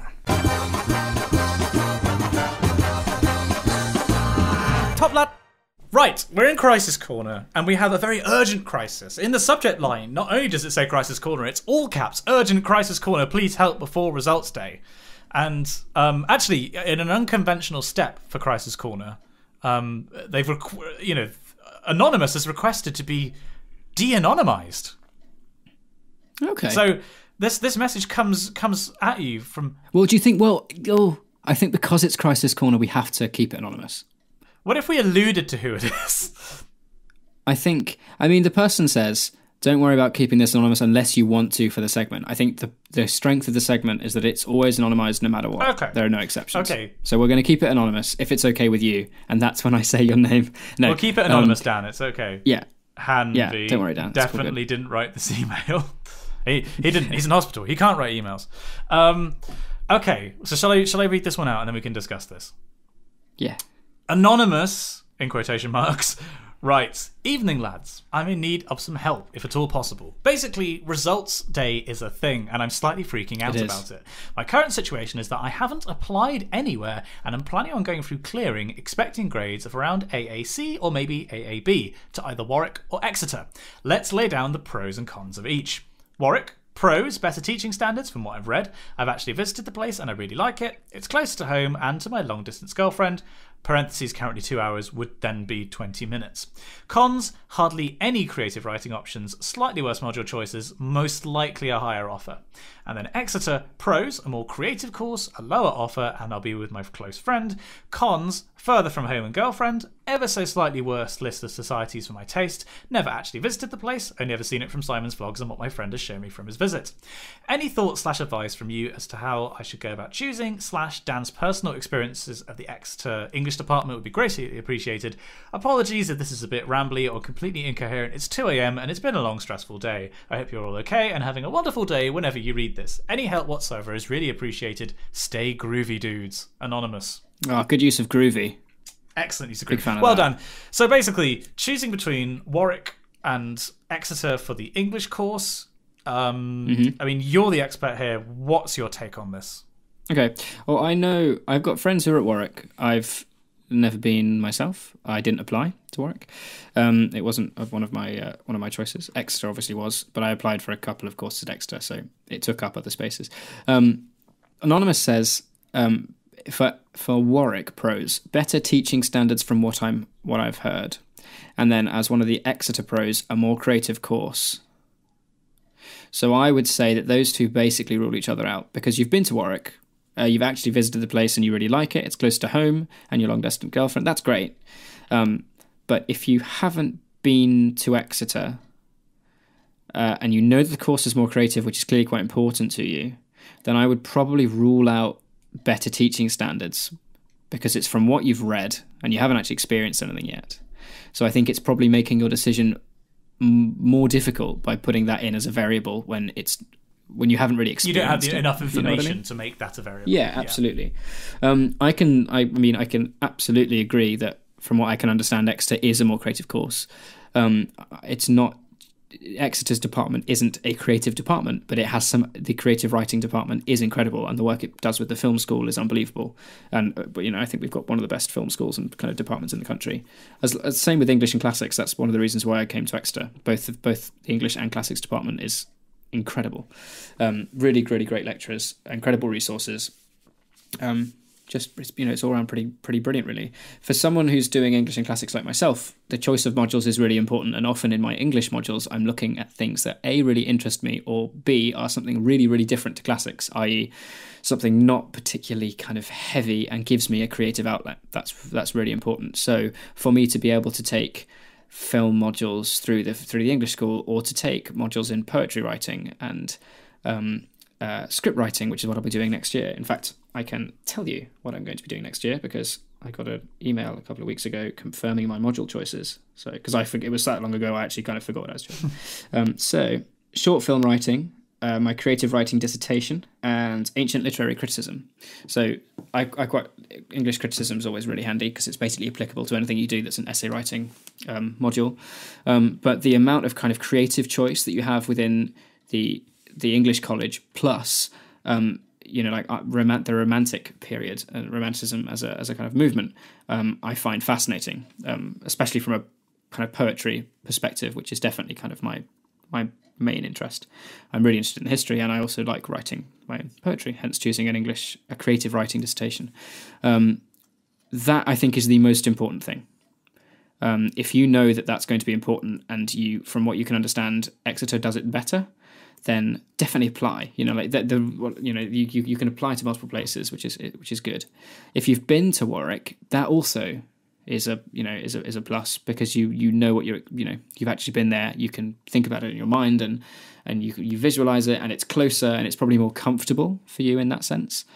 The difference between Warwick and Exeter as unis, though, is colossal. In that, I've got friends who are at Warwick, and like if they want to go out into town or go out with friends on a weekend, or on a school night, you've got to go out a bit more. I think it's a little bit more out of your way. Whereas Exeter, as a kind of balance between uni and city, is perfect. It's super, super close. I mean, this is probably something you can chime in on because you were also at Exeter. We're both going to extol the virtues of Exeter as a place to study, basically. We both really like living in Exeter, studying in Exeter, like as a campus, as a uni. It's great, and I think it's got everything you could want on campus. I mean, you say that a slightly worse list of societies, it's up to personal taste, exactly what you're after. But in terms of the facilities, I think it's got everything you need. And yeah, as Dan says, I think there's a great balance between town and gown. As a town, there's not a huge amount going on, but there's enough. There's always stuff to do, and it's a lovely part of the world. I think basically my input on this is, you can apply to multiple places, right? I don't think you should worry about the grades, really. Like, that's something that, whatever you get what you get, and you're going to apply to both. You'll see what happens. Really, don't worry about that. My input would be, don't worry about your relationship. Being with my girlfriend, we both of us have talked about this, as in my ex and I have talked about how we wish that we hadn't been at university together, and like we hadn't carried on our relationship through undergrad. And that's obviously my personal case study. That's my set of circumstances, how it affected me. But generally speaking, I don't think people going to university should worry about those relationships. If it holds up, it holds up. You can make relationships last over a very long distance, over a very long time, if it's meant to be. If it's not meant to be, then you're both better off. And so I basically would just remove that as a factor from the equation. I would only worry about your studying experience there, and don't think too much about the relationship. I mean, we both know people, Dan, don't we, who have long distance relationships who make it work in choir, right? Like Joe, for example. Mm-hmm. Yeah. Absolutely. I think if it's a long distance relationship and you know that it's going to work, you almost already wouldn't be factoring it in to your decision. Yeah. Like because it's long distance anyway, you'd be like, yeah, I don't need to think about this as a factor because it's already working the way it is anyway. But no, I would agree. I think Simon's right. Don't. It could. Well, you speak from experience. Your time as an undergrad would have been completely different had you not been in a relationship. Yeah, it would have been a lot better. Yeah, absolutely. I mean, I've got to say, like, being in a relationship as a postgrad with Pixel Girl has been fantastic and made my experience. And I think a lot of that was to do with the fact that it wasn't a hangover from before university. It was something that happened organically, and we were in the same place.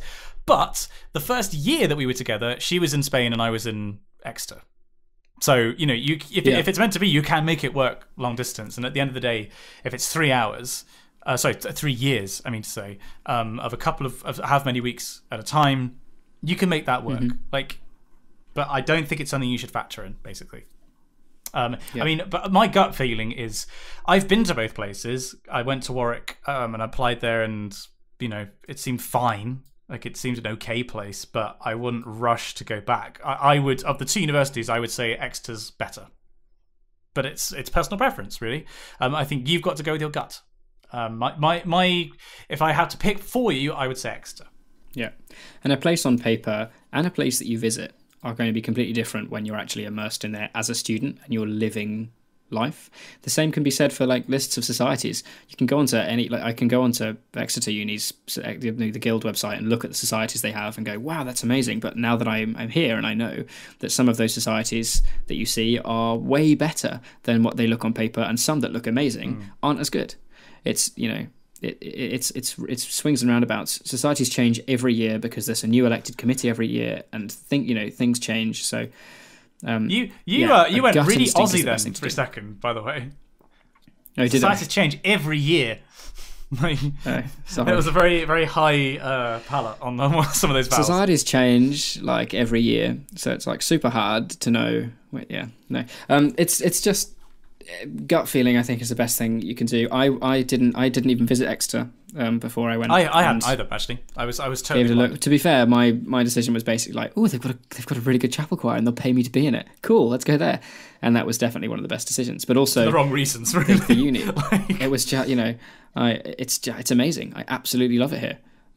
I'd like to do a master's at some point. I'm thinking all the time, actually, you know what? I'd be really happy to do a master's in Exeter. It's great. I love it here. It's a great department. It's a great uni. It's got to be a gut feeling, I think. But both Simon and I, it's biased, but, you know, we can sing the praises of Exeter. It's an amazing place to be. But yeah, you've just got to go with what feels right. There we go. We actually knew something. We had a crisis that we were actually qualified to answer. Also, Anonymous, best of luck for results day. Well, best of luck to all of our readers, but especially Anonymous. Yeah, but best of luck to everyone. Absolutely. You know, it's. I remember waiting to hear my results for the IB, which come out at a really weird time, and because I was sitting in Southern Hemisphere but receiving mine in the Northern Hemisphere, I was going to get an email at like 4 a.m. Oh yeah, of course. From the head of IB at my school with just a personal thing like, oh, here it is attached. I've actually got a really funny story. I don't think I've ever told this story about getting my results, but we were in a pub up in Lincolnshire, and it got to about 6 o'clock in the evening, and I was feeling sick. I was like, I've got to go home. I need to try and force myself to go to sleep because I just feel awful and I can't just deal with, you know, you get all these things, especially with, I don't know, it's like in A levels, but IB, like if you mess up one aspect of one small aspect of your course, your entire diploma isn't given to you. Oh, right, okay. You don't fail a subject, you fail the entire diploma. So, for instance, if I handed in one of the 3 components of my theatre class and I hadn't cited something properly, and as a result, I failed that essay, the failure of that essay would have failed my diploma. And then you can then resit the essay or resubmit the essay and then receive your diploma. But it's not like a case of, oh, we'll give, you know, this is what you've got, but you've lost points in this area. The whole thing is scrapped, the whole 2 years, until you resit, and then you can get it, you try and get it back. So it's a really scary thing. But I ended up just going home. We were staying in this little kind of hotel-y place. I put my phone on charge, and I knew that I'd be expecting an email. And I was like, let's go to bed. Anyway, I woke up at 3 o'clock, my phone buzzing. I was like, oh God, here we go. So I refreshed my emails, and I had one email in my personal inbox, but nothing from my school email. I was like, oh, that's weird. I thought I should have got them by now. Maybe they'll be coming in the next kind of hour or so. And I opened up my personal email just to see what it was, expecting it was going to be like something from, I don't know, Spotify, being like, oh, 3 months of free music if you give us your blood type and star sign. I was like, okay, anyway, and it was an email from my extended essay supervisor, and the subject line was, "I'm so proud of you." Oh! And I was like, oh my god! So she would have seen. She doesn't just. She sees my entire diploma, so she knows what I've got, which means I've passed, which is my immediate, because I was stupidly thinking like, oh my god, I would have forgotten something and I would have failed my entire thing. And she said in the email, you absolutely deserve this score. You've worked so hard, as in my overall IB score. But then she also said, she was like, just to put into context your extended essay result, because she was my supervisor, and it's probably to this day, even going into my third year at uni, it's the hardest essay and the biggest essay I've put the most time into. I chose category 1 English literature, which is usually the one that I think is the least popular because it's the most like hardcore English lit. It's not kind of like it can be kind of less overtly creative.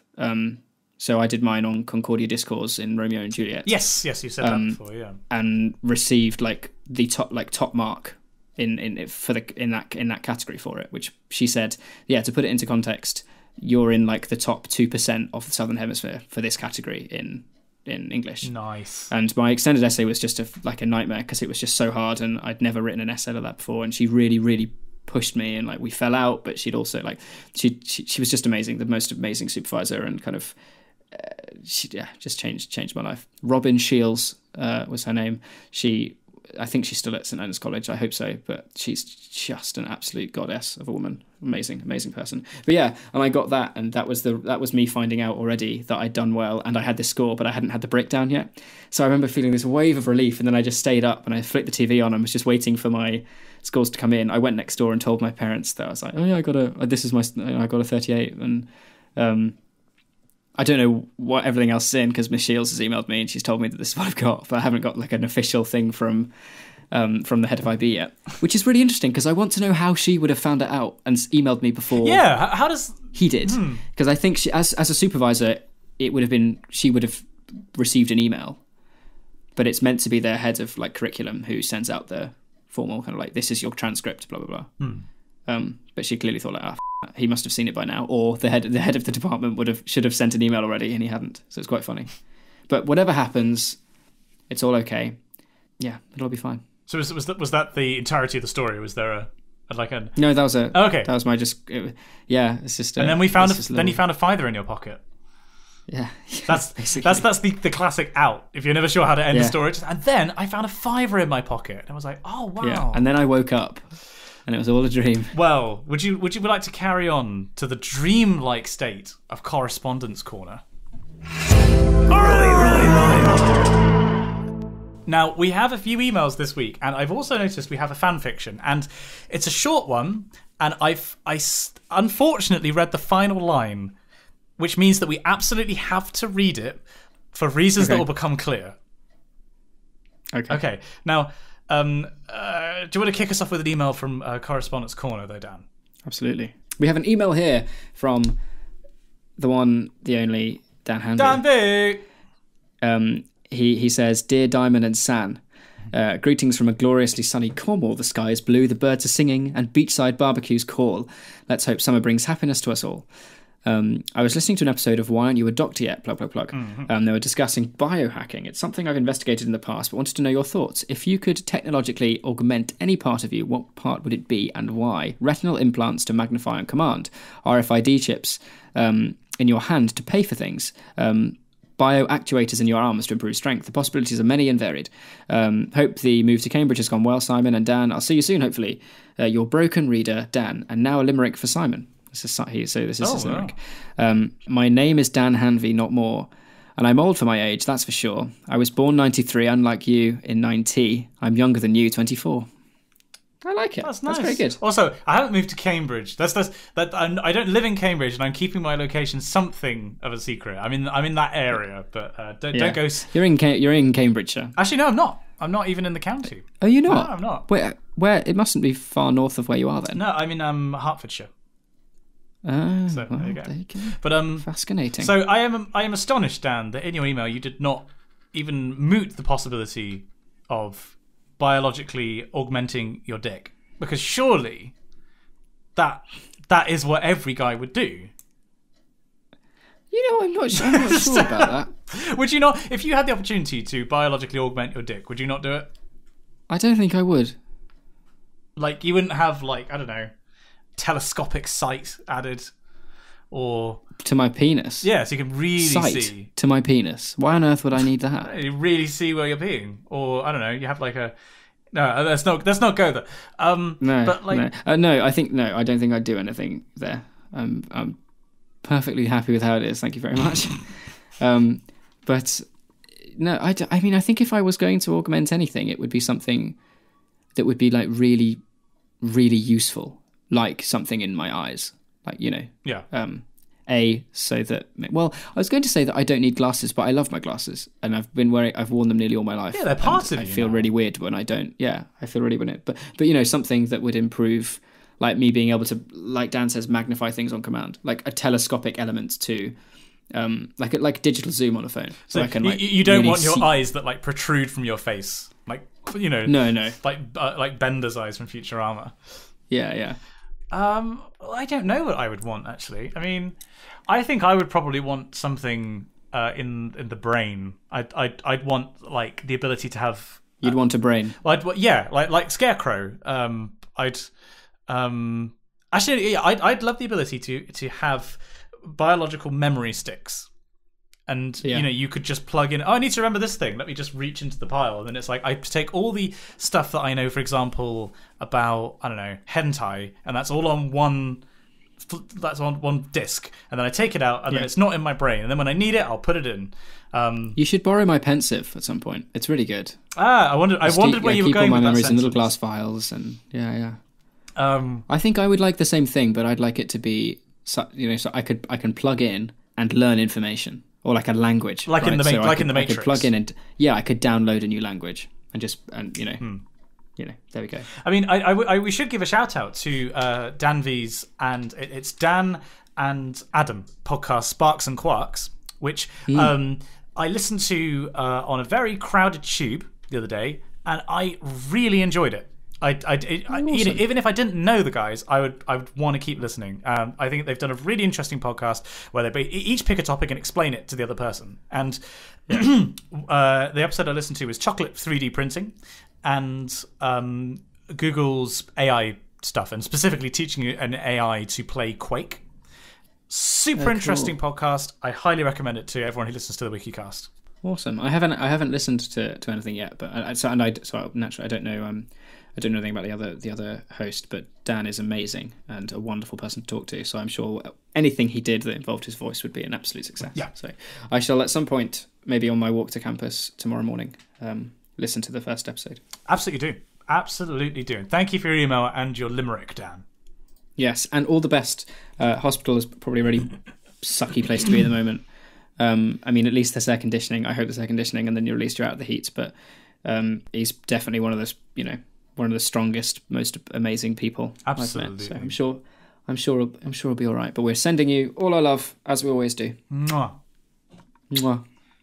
Next up, we have an email from Raina Gao, and I'm not going to read out the whole thing. Raina is an Australian listener who's basically saying, Dan, g'day, mate. that went to Prague on music tour, performed at St Nicholas Church near the cathedral, and has just given us a list of the music that they were performing. Ooh, okay. So I've looked at that. Dan, I'm sure, will have a look at that. There's some interesting stuff there. So let's have a look. But whilst Dan has a read through that, there's some excellent choices from the Mozart Requiem. Mm-hmm. I don't know the idea of North. Now I've mentioned them. They're like the Australian version of the King Singers, right. But a mixed quartet, and they're slightly more jazzy, but they're brilliant, incredibly talented. I did a workshop with them at my school. I know the Giello piece. Stephen Paulus I know as well. But some interesting stuff. So basically, that was just for sort of our benefit to have a look for the music. I'm going to read out a quick email here as well from Ben Dent. Subject line, Doctor of Procrastination. Simon and Dan, I've been a follower and patron of Simon for a while now. Thank you very much. And recently discovered the podcast, which immediately became a top lad donor as well. Top you lad. star. The podcast provide the light relief needed during the build up to A-level results. Hopefully we're going to Imperial to study computer science. I'm losing my voice. Awesome. I didn't apply to Imperial because I didn't like the air conditioning. I thought it was too hot. So I just didn't apply. That was genuinely the reason. As someone who is considering a PhD after my MEng, seeing vlogs from a real-life PhD student, which are also amusing, entirely for the right reasons, I'm sure, has allowed me to gain a greater understanding of what this might be like. Obviously, I don't want to make a decision until after my degree. I imagine I won't be the only person who's wondering this, but will there ever be a chance to meet Simon and Dan, as I'm sure I'm not the only person who is anxious to meet them? To both of you, keep up the amazing content on YouTube and these podcasts, as they really do brighten up my days and fill me with a sense of purpose and motivation. Yours always, Ben Dent, aged 18. Exactly, apparently.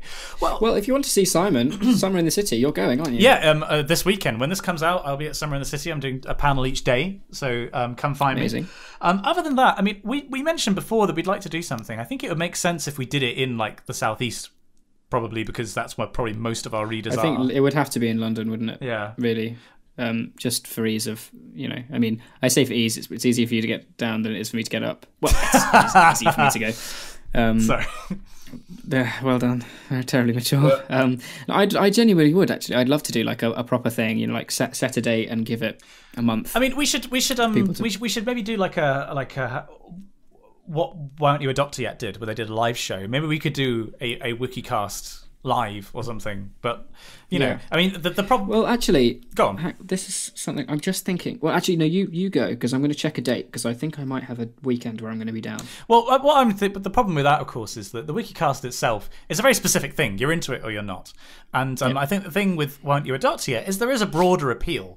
And it may well be that by the time we get around to doing something, maybe like that's an opportunity for people who've watched my videos to meet me, and people who have watched the videos and grown up with Dan through them, to meet him as well. So maybe there is the scope. My worry is that we do a live event, and there just wouldn't be enough people to make it viable, basically.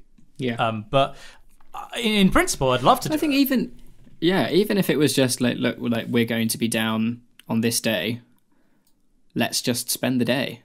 Like, let's just go and say, look, we're going to be here. If people want to come and say hello, you can do. I was going to say, I know that I'm down for the 16th, and I think I'm going to pull it out right the way through until the 18th on the Sunday, because I'm going to see the Punch Brothers. Of what month? Sorry. Oh, November. Sorry, I should have probably been a bit more specific. That's quite an important point. What was it, the 16th?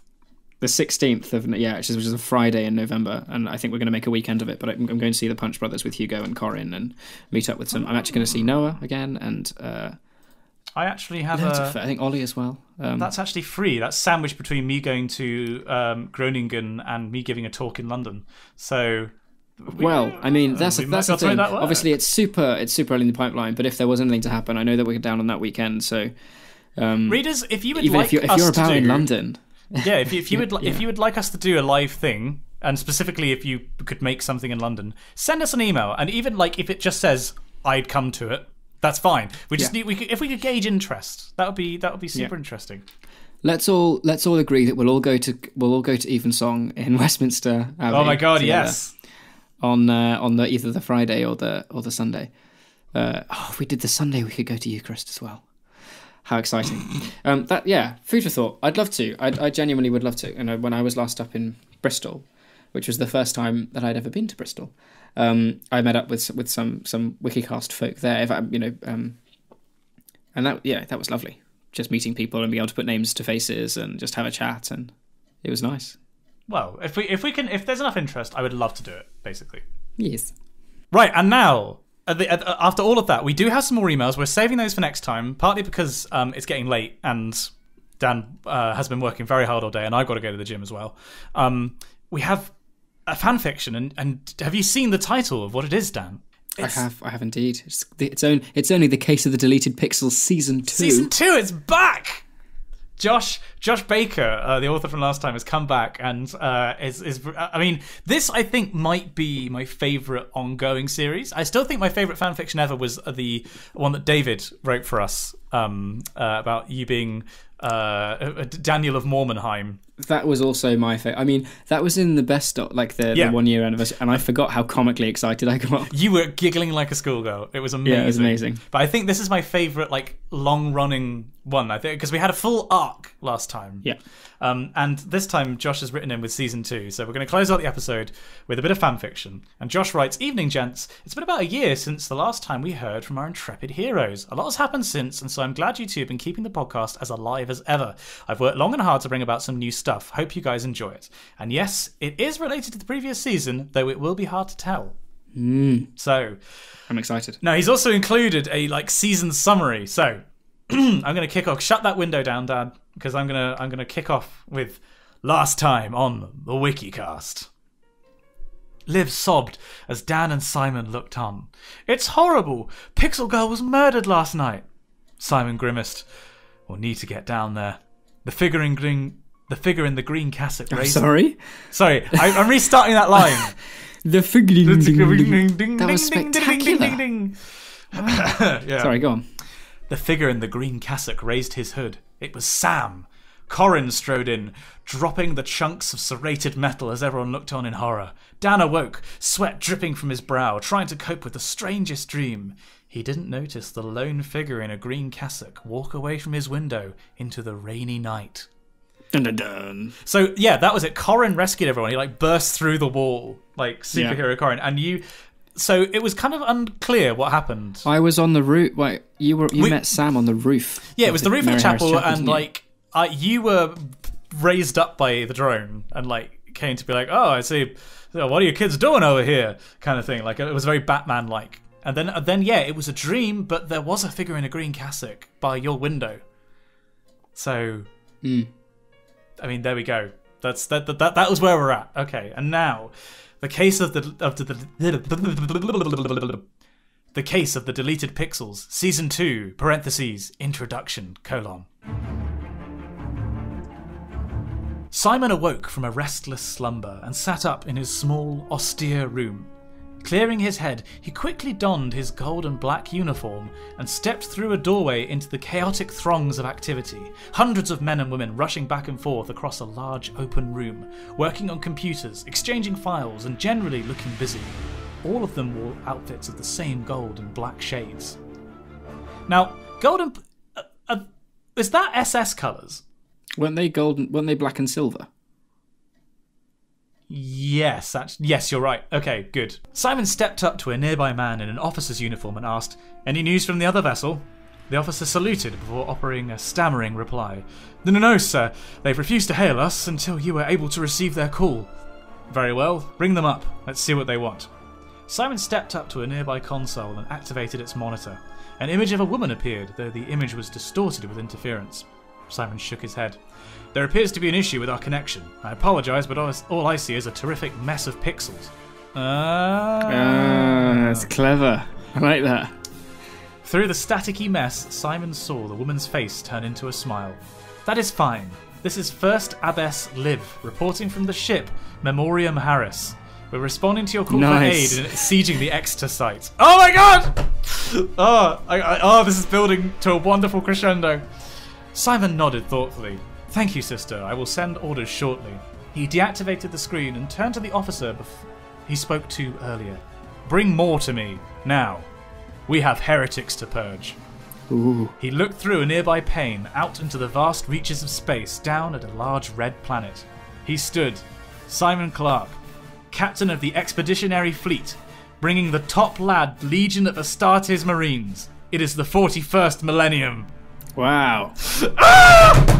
That's so cool. Oh, yeah, baby! See, this is your reaction that is fitting. This is like the one that we did with the fantasy. Yes! This is exciting, though. Bring more to me now. We have heretics to purge. Oh, I want you to be a psyker Lord. so badly. I want you to be a psyker.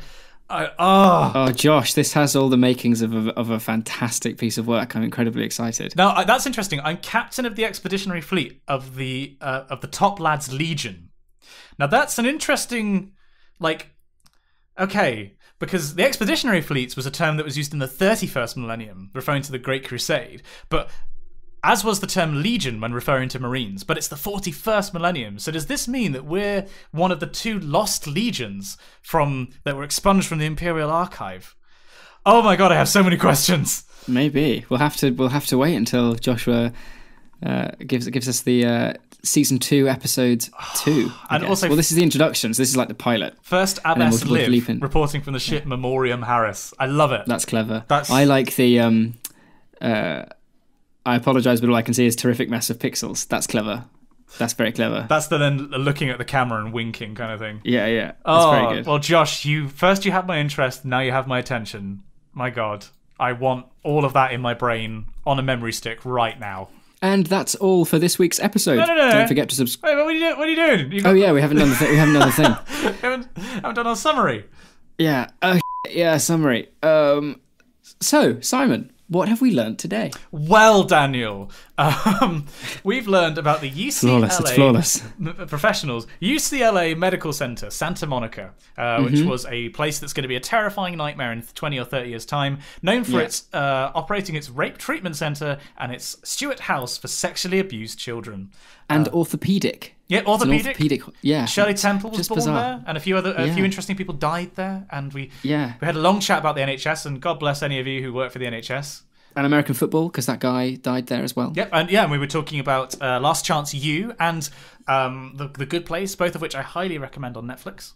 Yep, I mentioned the Bon Appetit thing. And your tour, of course. It's Alive. Your transformative experience on your tour. Absolutely. Quite tour. I do hope when listeners, now that you've made it to the end of this part, I hope that rant wasn't too long. But if it wasn't clear, it really did have quite a profound effect on me, and I would have been lying if I didn't talk about it to the extent at which it deserved. So there you go. We talked about that. We talked about The Incredibles a bit. Oh yeah, we did. Controversial points there. Talking about the first year of the Wikicast. Yeah, we had a really interesting crisis. Yeah, which we actually knew how to answer for once. Yeah, fingers crossed for everyone for results day. It's all going to be fine. Don't worry. We had some interesting correspondence. We had something from Dan. A big shout out again for him in hospital. I'm sure he's going to be all right. And a fantastic lead-in to what's bound to be a superb fan fiction for this season. What better way to herald year 2, our Chamber of Secrets year for the podcast? Simon and Dan and the Chamber of Fan Fiction. Yeah.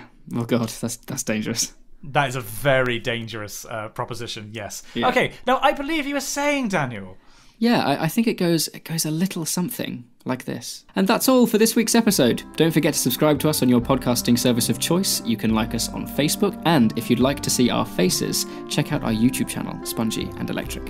Lists of heretics to purge, Netflix recommendations, and other thoughts on the show can be sent to us at spongyelectric@gmail.com. We would love to hear from you. Join us again for another tumble down the wiki rabbit hole, and we'll see you next time. Oosh. Done. Bam. We're back. That was a good one. Bitches. Here we go. Woo! Season 2. Brittany's back. Let's get going. Chamber of Secrets. Basilisks. Amazing. Gosh, it's Roam so into your exciting. Chamber of Secrets. Oh, yeah. I'm going to slither in. Hey.